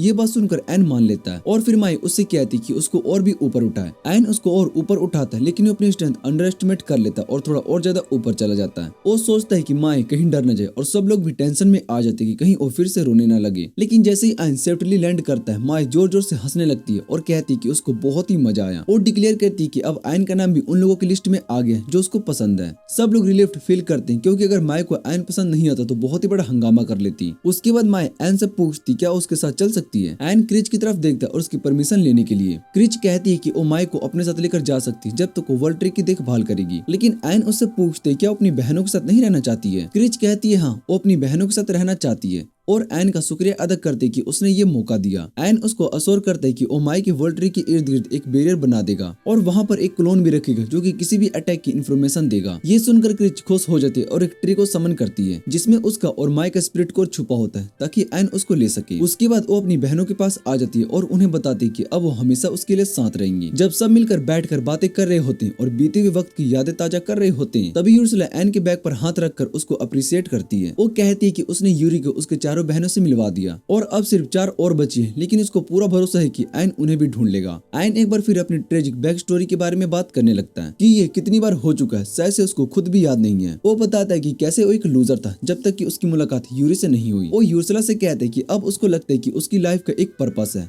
यूरी और उसकी बहनों की खुशी की रक्षा करना। वो कहता है कि अब वो खुद पर प्राउड फील करता है और आगे भी ऐसे ही काम करता रहेगा जो कि उसको खुद पर गर्व महसूस करवाएगा। यूर्सुला को याद आता है कि जब उसने सबसे पहली बार आयन को देखा था तब वो एक पैथेटिक क्राउड था लेकिन अब उसने जो चेंज किया है वो देखकर उसकी आंखों में आंसू आ जाते हैं मगर वो अपने इमोशंस को दिखाना नहीं चाहती। इसलिए वो सीधा उसको एक किक मार देती है और कहती है कि स्पिरिट कोर जल्द ही दे दे। आयन उसको कोर दे देता है और उर्सुला उसको अपनी आर्टिफिशियल आई में इंसर्ट कर देती है। इस वजह से उसको क्रिच का इविल आई और माई का ट्री क्रिएशन का पावर मिल जाता है। साथ ही उसकी आर्टिफिशियल आई की भी लेवल अप हो जाती है जिसकी वजह से वो और भी ऑरास को देख सकता है। क्रिच आगे बढ़ती है और उसको बताती है कि उसका इविल आई किसी भी चीज को अपनी नजर में फाइल्ड के अंदर एरेज कर सकता है। क्रिच आगे बढ़ती है और उसको बताती है कि उसका इविल आई किसी भी चीज को अपनी नजर के फील्ड के अंदर से इरेज कर सकता है लेकिन इसमें बहुत ही ज्यादा माना लगता है और इसके सीरियस साइड इफेक्ट भी हो जाते हैं। इसलिए वो एडवाइस करती है कि बिना सोचे समझे इसको यूज ना करें। आयन थोड़ा डर जाता है और वो कहता है कि इसको अल्टीमेट मूव के तौर पर सेव करेगा। माई भी तुरंत आ जाती है और वो कहती है कि उसका पावर आयन को पेड़ कंट्रोल करने में मदद करेगा। डिमोन्स्ट्रेशन के लिए वो एक बड़ा सा पेड़ समन कर देती है और ये देखकर आयन बहुत ही ज्यादा शौक हो जाता है। उसके बाद उर्सुला आयन को बताती है कि अब वो ऑरा को देख सकता है। ये एक ऐसी एबिलिटी है जो कि किसी भी इंसान की स्ट्रेंथ को बहुत ही बढ़ा सकती है। डीमन इसको कॉमनली यूज करते हैं और इसी वजह से पहले डीमन लोनो ने जल्दी से डिफीट हो गया क्योंकि उसने आयन को अंडर एस्टिमेट किया और अपनी ऑरा को एक्टिवेट नहीं की। उर्सुला फिर एक और खुशखबरी देती है, आयन की सोड अब एंटी ऑरा से इंसेंट हो चुकी है जिससे अब वो डीमन के खिलाफ और भी इजीली लड़ सकेगा। थोड़ी देर के बाद आयन और सब लड़कियां नेगांस कासल पहुंचते हैं जो अब से उनका नया बेस होने वाला है। पहले दिन आयन डिसाइड करता है कि वो कैसल को अच्छी तरह से क्लीन करेगा। यूरी बहुत ही एक्साइटेड होती है हेल्प करने के लिए। पीना ऑलरेडी अनोयड लग रही होती है। एलिस अपना बेस्ट देना चाहती है ताकि वो आयन को इम्प्रेस कर सके। क्रिच पूरी रात पीने के बाद बेसुध पड़ी होती है। माई सीधा टंटरूम फेंक देती क्योंकि उसको सिर्फ खाना है, सफाई नहीं करनी। लेकिन एंड में आयन किसी भी तरह सभी को मना लेता है काम करने के लिए। फिर वो सबको टीम्स में डिवाइड कर देता है ताकि सब रूम जल्दी से कवर हो सके। एन और एलिस लाइब्रेरी को क्लीन करने के लिए जाते हैं। वहाँ जाकर एन को उसकी पहली मुलाकात याद आने लगती है। दूसरी तरफ एलिस सोचती कि अब जब वो दोनों अकेले हैं तो ये परफेक्ट मौका है अपनी फीलिंग कन्फेस करने का। लेकिन जैसे ही वो कुछ कहने वाली होती है एन उससे पूछते तुम्हें बुक्स पसंद है, पर बेचारी एलिस बुक्स का पार्ट सुन ही नहीं पाती और उसे ये समझ में आता है कि एन उससे अपने बारे में पूछ रहा है। एलिस हेजिटेट करती है और वो सोचती कि अपनी फीलिंग्स कैसे कन्फेस करे, लेकिन तभी एन कहता है कि मुझे भी ऐसा ही लगता है। ये सुनते ही एलिस एकदम शॉक्ड हो जाती है और इतनी ओवरवेल्म्ड हो जाती है कि उसको ये समझ में नहीं आता कि एन बुक्स की बात कर रहा था। उसके दिमाग में एकदम सुपर सैया मोड ऑन हो जाता है और वो अपनी ही दुनिया में खो जाती है, सोचती कि एन भी उससे प्यार करता है। जैसे ही एन उसको समझाने की कोशिश करता है, एक दौड़ती हुई किताब सीधा उसके मुंह पर लगती है और वो दूर जाकर गिर जाता है। पीना किचन क्लीन करने का काम ले लेती है, लेकिन असल में वो सिर्फ इल्यूजन का काम करती है ताकि आगे सब कुछ साफ हो। लेकिन कीरो उसकी स्टिक को समझ आता है और उसको अच्छे से क्लीन करने पर मजबूर कर देता है। दूसरी तरफ यूरी और यूर्सुला बात को क्लीन कर रही होती है। यूर्सुला यूरी को पकड़ने की कोशिश करती है, लेकिन वो स्लिप हो जाती है और पिलर से जा टकरा जाती है। यूरी हंसने की वजह सीरियस हो जाती है और उससे कहती है कि वो इतनी ओवर प्रोटेक्टिव ना बने। वो कहती है कि उसको नए एक्सपीरियंस लेना बहुत ही पसंद है और अगर दोनों वो मिलकर मजा करे तो सबसे अच्छा होगा। यूरी फिर एडमिट करती है कि वो एन को खुश देखना चाहती है क्योंकि उससे उसको भी खुशी मिलती है। ये सुनने के बाद यूर्सुला डिसाइड करती है कि वो यूरी को सपोर्ट करेगी, चाहे सफाई हो या फिर कुछ और। क्रिच और माई स्टोर हाउस को क्लीन करने के लिए जाती है, लेकिन तभी माई एक कॉकरोच को ढूंढ लेती है और उसको पेट बनाने का प्लान बनाती है। क्रिच बग से डरती है और ऑलमोस्ट इविल एक्टिवेट कर देती है, लेकिन उससे पहले ही माई कॉकरोच को दूर फेंक देती है। उसके बाद माई एक क्लोज्ड बार ढूंढ लेती है और दोनों लड़कियां अपने नए आउटफिट्स को ट्राई करती हैं। इसके बाद हम देखते हैं कि एन अपना काम कंप्लीट करके सभी को देखने जाता है। तभी उसकी नजर सीधा यूरी पर पड़ती है, जो कि एक एलिगेंट ड्रेस पहनी हुई सीधा सीढ़ियों से नीचे आ रही होती है। आयन एकदम स्टैंड रह जाता है। यूरी उसे धीरे से हंसी दबाते हुए इसको समझाती है कि ये ड्रेस मैंने क्लोज से ढूंढी थी और फिर वो उसे डायरेक्टली पूछती कि मैं कैसी लग रही हूँ। एन ब्लश कर जाता है और जल्दी से कहता है कि तुम बहुत ही क्यूट लग रही हो। यूरी खुश हो जाती है और बताती है कि उन्होंने क्रिच और माई को भी वेलकम करने के लिए छोटी सी पार्टी रखी है। वो आयन का हाथ पकड़ती है, उसको पार्टी एरिया में ले जाती है। जैसे ही आयन अंदर जाता है, उसको एक नए सरप्राइज का सामना करना पड़ता है। सब लड़कियां नए सुंदर कपड़ों में तैयार हुई होती है और वो सिर्फ एक अकेला जूनिटर लग रहा होता है। लेकिन टेंशन लेने की कोई जरूरत नहीं है क्योंकि लड़कियों ने उसके लिए पहले से एक आउटफिट सिलेक्ट कर रखा था। जब आयन शर्माने लगता है तो यूर्सुला पैशंस को खो देती है और सीधा उसके कपड़े को फाड़ देती है ताकि वो नए कपड़े पहन सके। पार्टी के बीच यूरी सीधा एन का हाथ पकड़कर डांस फ्लोर लेकर जाती है। एलिस इनसिक्योर फील करती क्योंकि वो भी एन के साथ डांस करना चाहती थी, लेकिन तब यूरी उसको नोटिस कर लेती है और उसको भी डांस ज्वाइन करने के लिए बुला लेती है। फिर वो अपनी बाकी बहनों को भी बुला लेती है और कीरो फ्लूट बजाने लगता है ताकि सब म्यूजिक के साथ एंजॉय कर सके। एक परफेक्ट मोमेंट। सब हंसी खुशी डांस करते हैं और जब पार्टी खत्म होती है, यूरी और एन बाहर जाकर सनसेट देखते हैं। यूरी सॉफ्टली कहती है, थैंक यू आयन, तुमने मेरी बहनें वापस दिलाई। आयन उसका हाथ मजबूती से पकड़ता है और वो कहता है कि मैंने तुम्हारी बाकी बहनों को भी ढूंढ निकाला, हम सब मिलकर एक बड़ी खुशी फैमिली बनेंगे। इसी के साथ ये सीजन यहीं पर एंड हो जाता है। अगर आपको ये वीडियो अच्छी लगे तो वीडियो को लाइक करके चैनल को सब्सक्राइब करना ना भूलना।